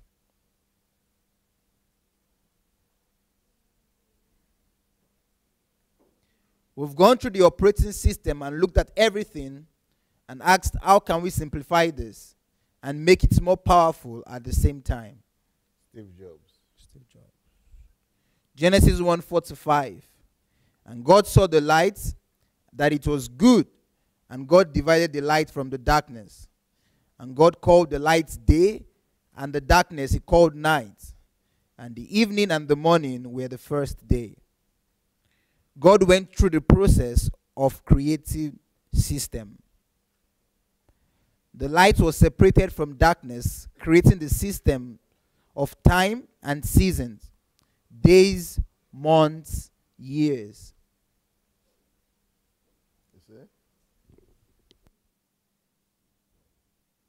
As a result of solving problems of darkness, we did not just end up having light. We ended up with a calendric system of times and seasons. God is a God of order and systems. Lessons. Number 1, order is impossible with unrighteousness. Yeah. Creativity is not possible without law and systems. To bring the kingdom of God to the earth, we must be good in science, mathematics, physics, chemistry, etc.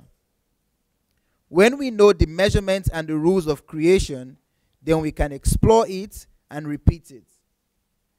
Blessing is only possible after order has been established. God doesn't tolerate disorder. God's answer to disorder is light, illumination, and systems. Gala, weg that science and ability science SCE at the end, mostly N. They talk as this weg there.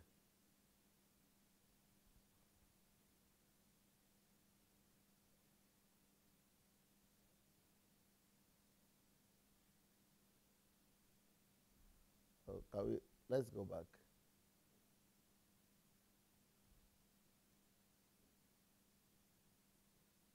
No.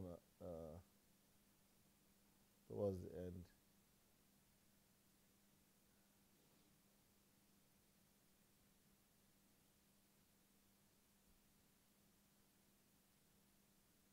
Okay.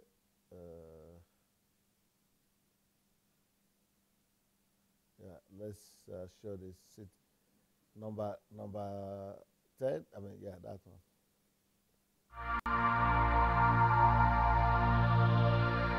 Many countries and city governments have been taking action in order to clean up the messes of the past. Ecology has become one of the major philosophies in all societies, as we as a people have a goal to leave the earth for our descendants in a better state than when we found it. If we can follow the example set by these top 10 eco-friendly cities of the world, we'll be well on our way to sustaining Earth for many more generations to come.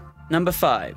San Francisco, United States. San Francisco used to be a capital city of the hippie movement, but it would be wrong to say that this is the only reason this city is one of the greenest around the globe, and the most ecological in North America. This city was the first in the United States to introduce the colored bins recycling system to homes and workplaces, making recycling easy and accessible, and more importantly, legally obligatory. The fantastic public transport system and government's encouragement for people to use more electric cars also helped San Francisco to be one of the eco-friendliest cities in the world. Number 4. Singapore. The greenest city in Asia also sets a good example when it comes to dealing with environmental issues. Singapore's huge revolutionary public transport system is what gave the city the green title. Moreover, the number of water wastage in Singapore is remarkably smaller when comparing it to Asia's average number. If the average Asian index of water waste is 380 kilograms per person, then Singapore's is approximately 300. In addition to that, every household in the city can easily recycle due to the widely distributed recycling containers. Number 3. Curitiba, Brazil. Believe it or not, the Brazilian city of Curitiba is one of the eco-friendliest in the world, and surely the most ecological place in Latin America. The residents of Curitiba boast an amazing 70% recycling rate of the city's waste. Also, Curitiba achieved the Greenest City Award by developing one of the biggest bus and public transport systems in the region. Moreover, the city's government works hard to make the world a greener place by planting more than 1 million trees around the streets and highways. Number 2. Helsinki, Finland. Helsinki is another city that's leading the world in beautiful design and eco-friendliness. In 2012, the city was named the World Design Capital due to its sustainable developments, complex and green energy systems, and its efficient public transportation systems. In terms of citywide landscaping, the way the people of Helsinki have maintained their gorgeous city is a testament to their taste and eco-initiative. Number 1. Copenhagen, Denmark. Due to its eco-innovation and sustainable employment initiatives, Copenhagen is consistently ranked as the #1 ecological advanced city in the world. Considering the city intends to be carbon neutral by 2025, it's likely that the city will retain their spot at the top for many years. With its many bike paths and clean, cobbled streets, Copenhagen isn't just green, it's also beautifully landscaped too. If you enjoyed this video, be sure to subscribe to our channel for more top truths. Go back. Yeah, let's go to Kigali and see how Africa is catching up, trying to catch up.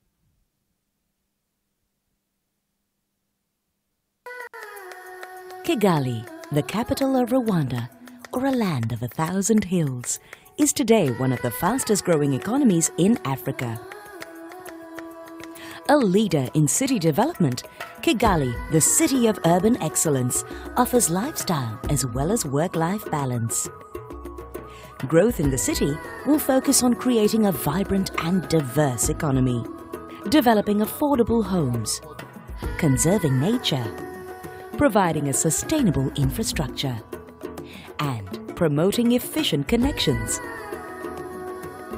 As the regional financial hub, the city will focus on creating new jobs and businesses. The Muhima CBD will be the hub of the financial and service sector. Local employment opportunities will be developed through initiatives in business centers and logistics.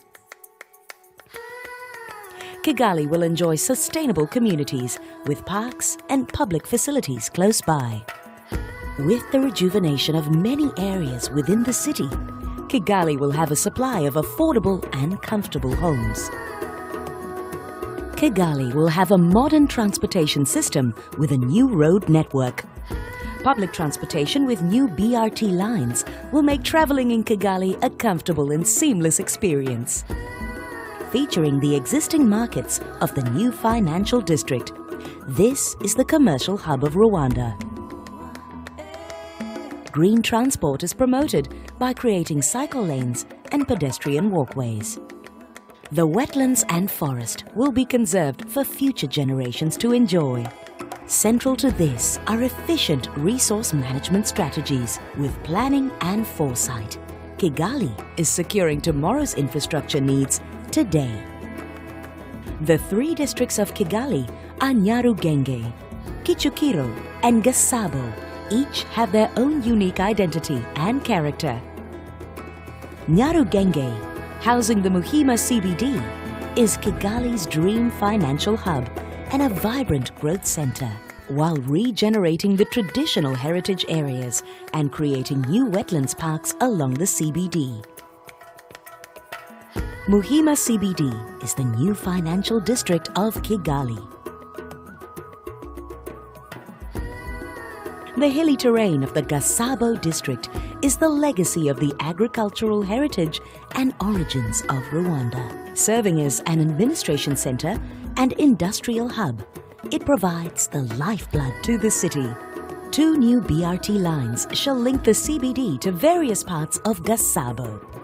Gizimenti and Kimironko are 2 upcoming commercial nodes in the city. This active area is positioned to be the vibrant edutainment hub of Gasabo, mixing education, entertainment, commerce, and urban living. Gizimenti is redeveloped as an iconic gateway to the edutainment hub.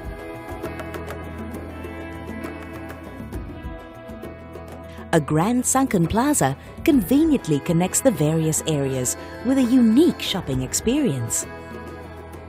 Come experience the vibrant street life and iconic new urban spaces. Ride to the city with Kigali's new bus transit system. Visit the brand new Amahoro Civic Square, which combines civic offices with attractive new public plazas and shopping venues.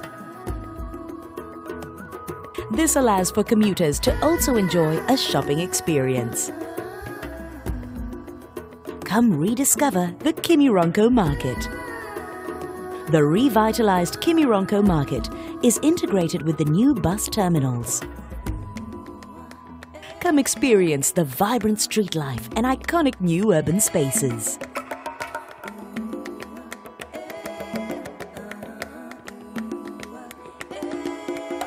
The entertainment district will be an attractive place for visitors and locals alike. The surrounding area of the stadium will be rejuvenated to become compact, walkable neighborhoods. The Central Green, a vibrant green hub of the city.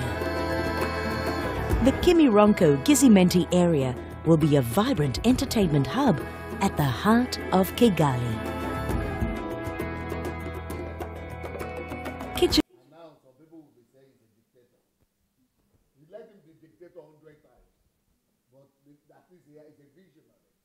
That is what I was saying when I was talking about Obasanjo the other time. That he was a kind of guy like that. He had a vision. He would have kept it. He would have had some sanity. So now some people are putting pressure on this guy that he has to go because he's a dictator. Let him be dictator, but let him put some sanity. Anyway, let's put on the light. That's all for this morning. I will have to go to church now. But before I go to church, let me hear what you are thinking about the role of mathematics system in creating, the role of mathematics science in creating order and system. So, what will you say, guys? Give them the microphone. And all of you have to stand because you are so lethargic.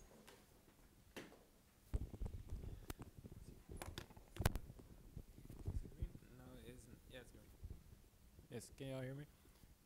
Yeah, I always read in the Bible about that everything was so specifically written down, and I never knew why. And now I know that it's because of the order, and with that, you just can direct everything that you want. So I think it's a good thing that I now know that the administration of things is so important. And well, real blessings comes with the order. So. Yep. So we should know that without mathematics, without science, order cannot be created. I mean, not small order in the room. I'm talking about technological order, industrial order, and grand projects can never be accomplished. Order is based on mathematics, measurements, standards. And so today is the role of science, technology in creating order and systems. And I think I made the point. Everything is from the Bible. And so, yeah, you've spoken, you can say it. Yeah. So what have you seen today? How will you assess? What's your thoughts after what you have seen today? Sorry, I have a little bit of cough. For me, I think you've made the picture very clear now, the importance of precision measurement, because these are some of the things sometimes we study in school, but we don't kind of like... Don't know why. We don't know why. They don't know the reason why. You just think it's for mathematics for you to write an exam and for you to pass. But because that's why most people don't like it. Yeah. Most students. It's so amazing that as you're teaching, I was just like, so that is actually the basis for righteousness. Yeah. Because we see righteousness as one kind of mysterious and spiritual thing, something that is like from up above. But righteousness, with what you just said, righteousness is just making sure precision. Everything is precise. Everything is standard, quality. Done right according to standard. That is righteousness. Because when you read the Old Testament, you see when you read the Old Testament, you see when God gave Noah the idea to build an ark, he gave him precise measurement. Even when he gave Moses a blueprint of the temple, he gave him precise measurement. And now, it now dawned on me, like you said, yes, without standards, precision, there is no way a nation can be developed. Because, for example, it's beginning to make sense. For example, you see people just build houses, and Nigerians like to cut corners a lot. So, for example, maybe the measurement is supposed to be like 50 meter by 30 meter. Just because he wants to make a little bit of money, you say, you know what, let me reduce the amount of cement and reduce the amount of sand. And rather than doing it 50 by 40, we just do it maybe 48 by 23. And that's why you see a lot of collapsed buildings in Nigeria, even churches. No precision. Because no precision. And if you see Nigerian houses, for example, a house that a typical builder in Nigeria would build, you discover that the finishing it's so horrible, appalling. Yeah. And that's why you see people want to build houses. Those that have the money, they import the concrete slab that has been completely, and you see their houses, you say, wow. But we see a Nigerian builder, for example, what's this guy, what's his name now? Squan, TB Joshua. He built a massive structure, and it collapsed and killed about 200 people, and most of them were foreigners. It didn't portray a good light, because the Bible says we are the salt of the earth. If the salt loses its savor, then it's of no use. So the teaching today has just like clarified a lot of things. Now I'm beginning to see the Bible not as a religious book. I'm beginning to see the Bible as a manual for life, a practical book. It's coming alive. It's making sense. You know, I have a friend that was teaching in Georgia University in America. For 30 years, he was in America, you know, PhD professor. And the conclusion he came to after he finished listening to me is that he teaches physics and mathematics and chemistry. He said, until I listened to Pastor, I didn't understand what physics meant. Yeah. Or what mathematics meant, or what chemistry meant. But now, I'm seeing chemistry in the Bible.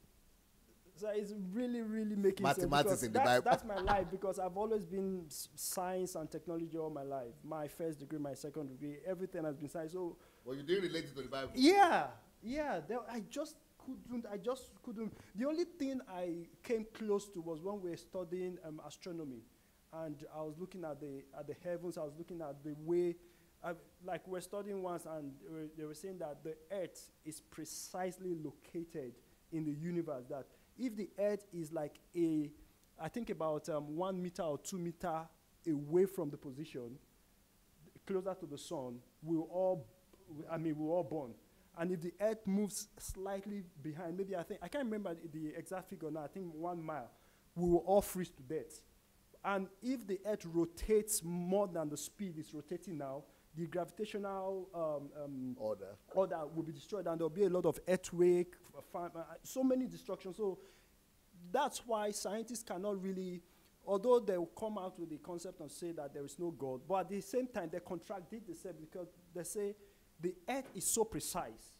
Everything is measured to perfect precision. Everything. And that's why they can't relate the fact that the earth just exploded from what they call a Big Bang, and everything came into place, the fishes, the dog, everything, perfect precision, everything. I think with what you've said, I'll have to go back and start looking for scriptures that talk about science and begin to relate it, because I studied it all my life. I just felt, okay, scripture is here, religion, spirituality is here, and science is here. I never knew that. And now I listen to this guy a lot, Ravi Zachariah. He's a philosopher and a science, apologist. And when he keeps saying that, look, you cannot separate science from the Bible. It's not possible, because everything we see today came out from there, because all the early scientists, the first scientists, Isaac Newton and all of them, they were all believers, and they all got their inspiration from the scripture. But I was like, okay, I want to see it, but I'm not really seeing it. But just being around you and you explaining it has just like expanded it completely. Maybe one day you have to you have to listen to me teach it from Genesis. Mathematics, physics, and science. A little bit of it today, but you can do even more from Genesis. It's just amazing, sir. From Genesis chapter 1. Yeah, I think I really have a better understanding of righteousness, a very, very good understanding of righteousness. In everything, in your measurement, and that's why. That is why those countries are more righteous countries than the religious countries. It's a big difference. Righteous countries and religious countries. And honestly, at the end of our existence on life, there will be a lot of surprises and shock. Because it's the truth, because most of these nations and most of these people we look at, because that's why I think that's why God says that my ways are not your ways, my thoughts are not your thoughts. The way the way we see things is not the way he sees things. We might look at somebody and say, oh, he's not a righteous person, or he's not a godly person. But God is seeing him and saying that he's the one keeping my standard. And you are just busy being religious. Religion. It's so bad. Religion is so bad. Religion is so bad. I just want to thank you, sir. You've done so much. Thank you, sir. Well, what a suit. I can't get you to this your suit.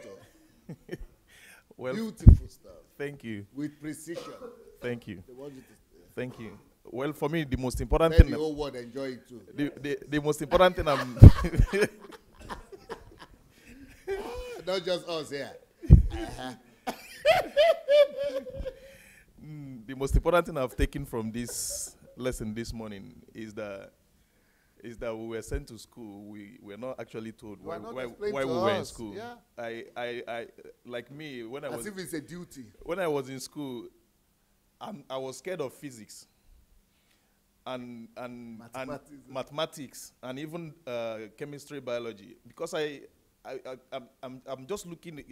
When I was in school, I was just thinking, which subject should I choose that would be so easy for me just to get through? Let me just get through and leave this place, and without because I don't understand the reason why I should study physics, the reason why I should study biology, the reason why I should study all this whole thing, and most of us, if we have our reasons, is maybe you are thinking, okay, I'm going to study medicine, I'm going to study, even the study of medicine, you still don't have, there is no, your passion and nothing is connected to what you even want to do. But in fact, now I understand when they say that when purpose of anything is not known, that destruction is inevitable. So it's a different understanding why all this whole thing. I've never been able to link the scripture from combining the science and the Bible. in fact, I don't even, I'm still, my mind is still processing the whole thing, because the unrighteousness I know is, the righteousness I know is to go to church, be holy, and say the truth and all this whole thing. Because if we relate it to the video of the woman that was cooking in the middle of the road, she goes to church, she sits down in church and she does her righteousness in the church, and then she comes back and she goes back to the street, and because she could not see that the danger of where she is, that somebody might lose their life trying to cross the road to come and buy the food. All she's seeing is, as far as I make my money here, our consciousness is always the end product, which is money. Immediate. We don't think about the process. So it's a new revelation for me. It's a new understanding for me, and I'm really happy that I'm here today. Thank you very much. Yeah, I don't know actually where to start. I think they've actually said everything. But what comes up for me really today is that God doesn't like unrighteousness, and if in every form, and wherever there is unrighteousness, is ready to act, and in his own way. So all those particles of unrighteousness, which we never actually really pay keen attention to, like judgment, measure, and say just weights, just standard. It's really, intrigue, really. And the most important thing to me, which really hits me, is the implication. We could see the video, the implication of where there is unrighteousness and where there is righteousness. Those poor little children, due to unrighteousness. Righteousness is actually the synonym of order. Yeah. Only that righteousness is the order you call it in a religious language, but it's actually synonym. Yeah. And that shows that because I was actually crying within me when I was looking at those images, because that was actually me. We all, we have to admit that we lived in unrighteousness. That's big. That's really, maybe I'm speaking to someone. I'm speaking to myself. When I grew up, looking at that video, looking at what I've had today, I lived in unrighteousness. And because when I was young, it's the same experience that most of those things that I was looking at, it just brought me back into my childhood. And these are the things that I struggle with day in, day out in my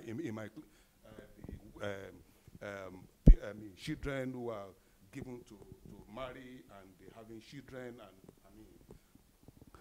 children who are given to marriage in earlier life, and what happened to them. But I'm looking at beyond what happened to them if they have children.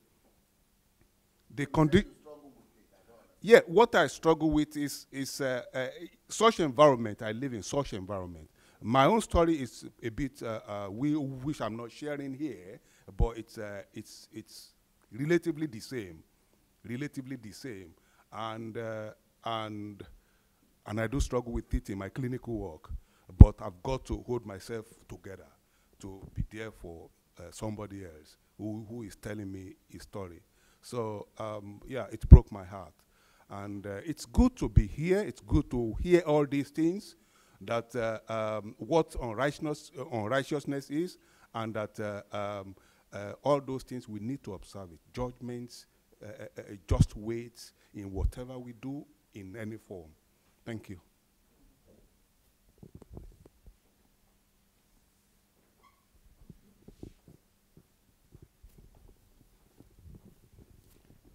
I also wanted to say, definitely I feel guilty that we do live in unrighteousness, and not only because we actually perform the art of unrighteousness, but we see people do it, and we don't say anything about it. We don't make them aware because it's a living standard, and then we let them do it. Like the video we saw was a prostitution, but where I come from, they will send little children to do the chores of the house, while the family children don't do anything. So when I was watching that video, I was thinking about all that. There's a lot of way and people think you bring these children in a city to give them a better life while they working hard, and your children are not really learning anything. Not only that, it's two forms of unrighteousness.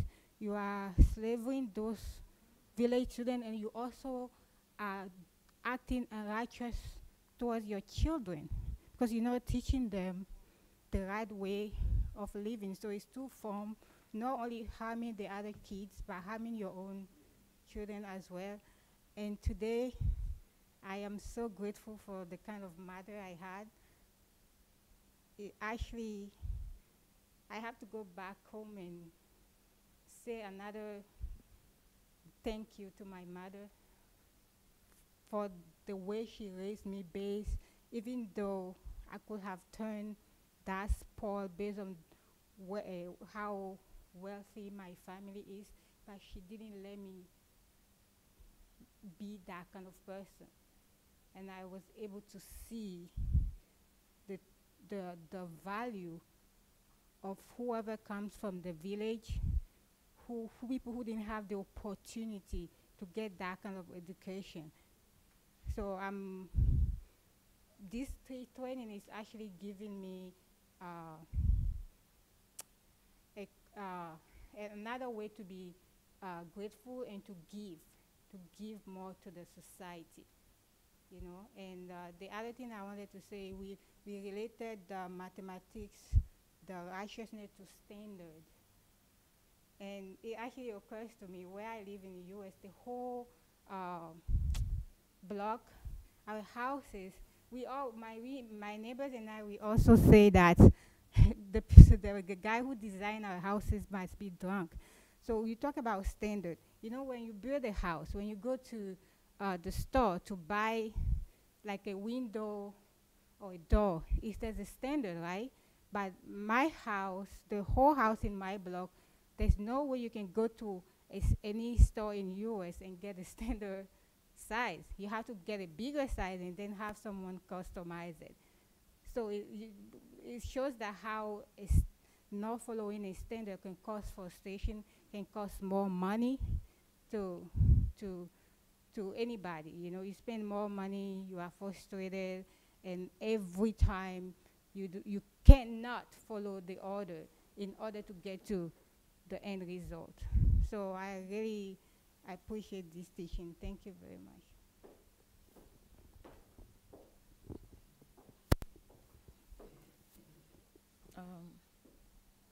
About the topic of today, I learned about the value of law, order, and the system. And this is really, it's supporting the infrastructures or the setups that there's no foundations. If the foundation is lacking order, I mean, if the foundation is lacking law, order, and system, then it can really lead, I mean, yes. And then I want to talk about the examples of the Indian train transport system. If you just look at everything, meaning things were not just put in order and there's no system that is regulating everything, a person is selling under the train.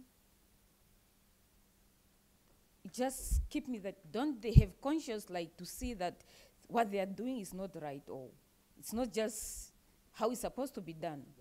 And don't they travel to other countries to see how things have to be done? People don't. Most people don't. The amount of people that travel in developing countries is less than 1%. And even the way they are risking their own life, climbing up on top, you don't know what, anything can happen anytime, and then it will be the end of your life. Really? If that thing has accident? I just learned that the main foundations, and then I came to understand that the main foundations of everything that you want to establish, anything, it can be anything, you should put law, order, and system in place. Yes, we have, as I saw the trains in Bangladesh, I was thinking of Cameroon, especially. We have just one train line in Cameroon, and it's exactly the same mess. And I was thinking, my God, if as long as we don't come to the realization of this consciousness that law and order are important, we will never be able to set one proper step after the other in Africa. It's absolutely impossible. And the second thing, I was laughing because I believe as a person, as an individual, we really need to consider, I always see the brain as, the brain is composed of two parts. The one is analytical, the other one is rather creativity. And we need, as an individual, to develop both sides of the brain. And that's exactly what I realized looking at considering how actually God values mathematics, physics, exact sciences. As I was growing up in Cameroon, I used to admire nature. I would go into the bush and just sit there and look at the nature and ask myself, who created that? Growing up in France, I saw the beautiful gardens, Versailles. I love all these things. And as I became interpreter, I would be invited for conferences to interpret on specific conferences for Airbus, for example, and I would shy away because it was too many mathematics, too much physics. Although I admired seeing the assembly lines, how a plane is assembled. I don't know if you've seen videos. It's a wonder. Basically, you have a whole village. It's like the assembly line or the assembly place of a train is like a whole village, and every single engineer knows exactly what to do. I was amazed by that, but I didn't see the physics, mathematics, statistics. And looking at the video, I realized, okay, Justine, you really need now to, you have developed the creative part of your brain. You need to go into these exact science conferences in order to be actually, to function as holistic personality. Yes. Mm-hmm. Okay, guys. Well, I have to go to church now because no, you continue talking, but I have to go to church. But we have the teacher for the afternoon session is already here. Pastor Christina is here and her team, and I will come back in the evening to continue. But I have to. The way I don't want to go and preach in church today, but what do I do? It is planned. It is my turn. I would rather stay with you than go to stay with the thousands over there.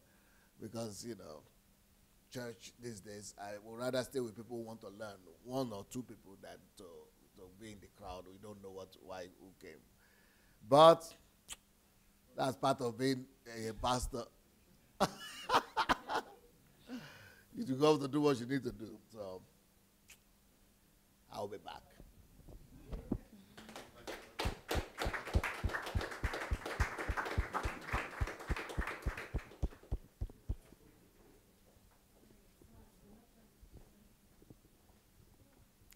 Well, I'll keep it short, but this is why I really appreciate when we dissect the verses of the Bible, just because usually, like, if I were to just read the verses that he showed on his slides, I would just kind of bypass it and not really think anything of it. In fact, I would think that it's just describing God's process of creating the earth and the characteristics of God and who God is. And I would never think to apply that to myself, because we're the embodiments of God himself. And it just kind of baffles me that we just basically use those characteristics, those traits of God in the church, you know, when it comes to being orderly, when it comes to counting the amount of chairs that people need, when it comes to mathematics, basically, in a sense. And we forget that we need to also carry those characteristics outside of the walls of the church as well into our communities. And it was just a great display of what Pastor Sunday did with applying, you know, mathematics in the Bible and just the Christian aspect of it as well, just adding that values to ourselves and to our lives. And watching the video of those little girls being sold, not sold, but sent to homes to be married, it just broke my heart. Imagine 7-year-old girls being sent to get married. I don't know who else's heart that didn't affect, but it definitely affected mine. And that's why I'm just very thankful, and I stand behind DSA's mission of transforming Nigeria.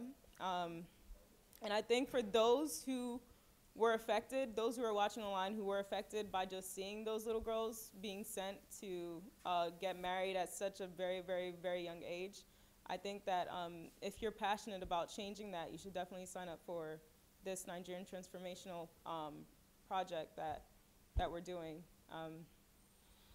But yeah, I definitely think that it's about time that we apply order and systems just to the infrastructure of Nigeria in general, and hopefully it's going to carry on to other countries as well in Africa. That's just what I wanted to say.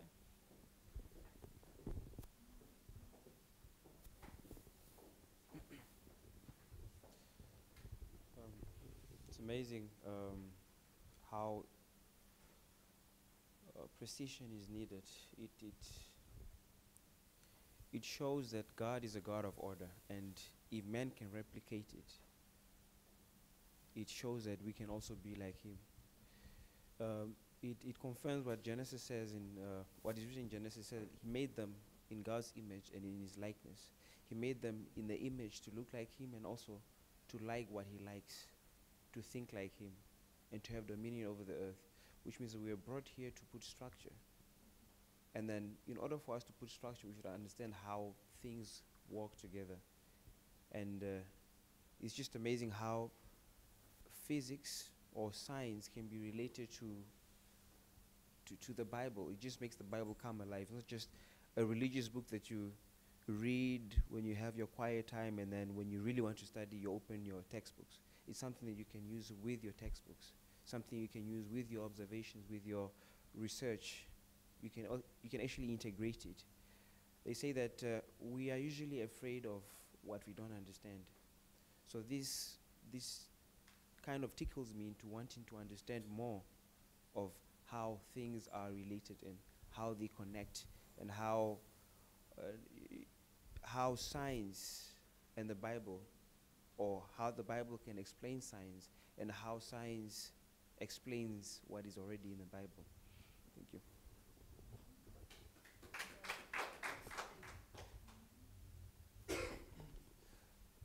Okay, one of the things that touched me most was the video, like the girls.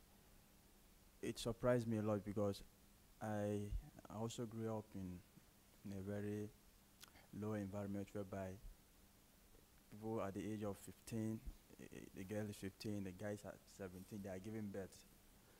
Right? So, but right from my childhood, I just feel like there is something wrong about the system and what is going on. If we look at it, it's just that people just do things without a purpose, without, planning. So the reason why the girls are being being victimized is because there is no parental care. Like, the father wants to give out his responsibility, like to make sure, he frees himself from the responsibility as a father. So the thing is putting the ladies in even danger the more. If a parent do not have plan for his children, most especially the ladies, that is how they will be given to guys that are not even prepared for them. So if a purpose is not known, indeed abuse is inevitable. So that's why it is very, very important for us to be like be orderly in our life, you know, to do things purposefully, not just doing it for doing sake. And I know that it will help us. That's all I have to say. Thank you. All right. So, wow. I just wanted to share a light bulb moment that occurred to me during Pastor's presentation. From Proverbs 14, verse 34, it said, righteousness exalts a nation, but sin is a reproach to any people. This scripture just came alive in my spirit because now I understood the reason why Africa is a reproached continent, and why an average Nigerian is ashamed to even say he's from Nigeria. Yeah, because I never understood how righteousness would lead to development of nations, because that scripture only quotes it, and we misunderstood what righteousness meant there, because from a religious background, what we understood as righteousness was wearing long skirts, not wearing earrings, not putting lipstick, and looking all sanctimonious and everything. But even one thing I noticed was, even the people that were dressed like that, I saw that they were broke. In my church, they didn't have anything. So even their lives, God said, are not even exalted. Their lives are not even developed. So if their lives in my church, that I could see these people, they are looking all religious, holy, but they don't have money, they don't have car, they don't have basic things, they are begging, and their lives are not developed, then how would it lead to a nation? So it didn't make sense to me, but I just quoted that righteousness will develop a nation and sin is a reproach. But listening to this teachings, now I understand that even nations, that there's a huge difference between religious nations and righteous nations. Religious nations are the underdeveloped nations. They claim to be holy, but you go there, you see the whole nation is in a mess. But the nations that are filled with atheists, but they exalt righteousness as we understood righteousness, the righteousness in law and in order, righteousness in just being just, actually leads to development. Now, it makes sense when DSS says that Nigeria actually can become greater than the US. Yeah.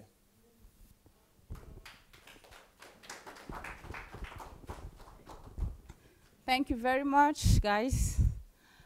This brings us to the end of the first section, History Makers Training, January 2018. Wow. Okay. Moment of truth, yeah? Yeah. It usually happens, you know. This is the moment where we usually pass on the tissue. Yeah. But, wow. Whew. Okay. Okay, keep it together. Wow. Okay. So we're going to go to break, and then we're going to continue, but we're not going to go too long. Yeah, because we also have our schedule here, so don't go too far. Join us. We're going to continue. We have a seminar. Then Pastor is going to come back and continue with us in the evening, but it still goes on, and it's still awesome. Law and order. Don't miss out. Join us soon. Thank you very much. See you. Bye-bye.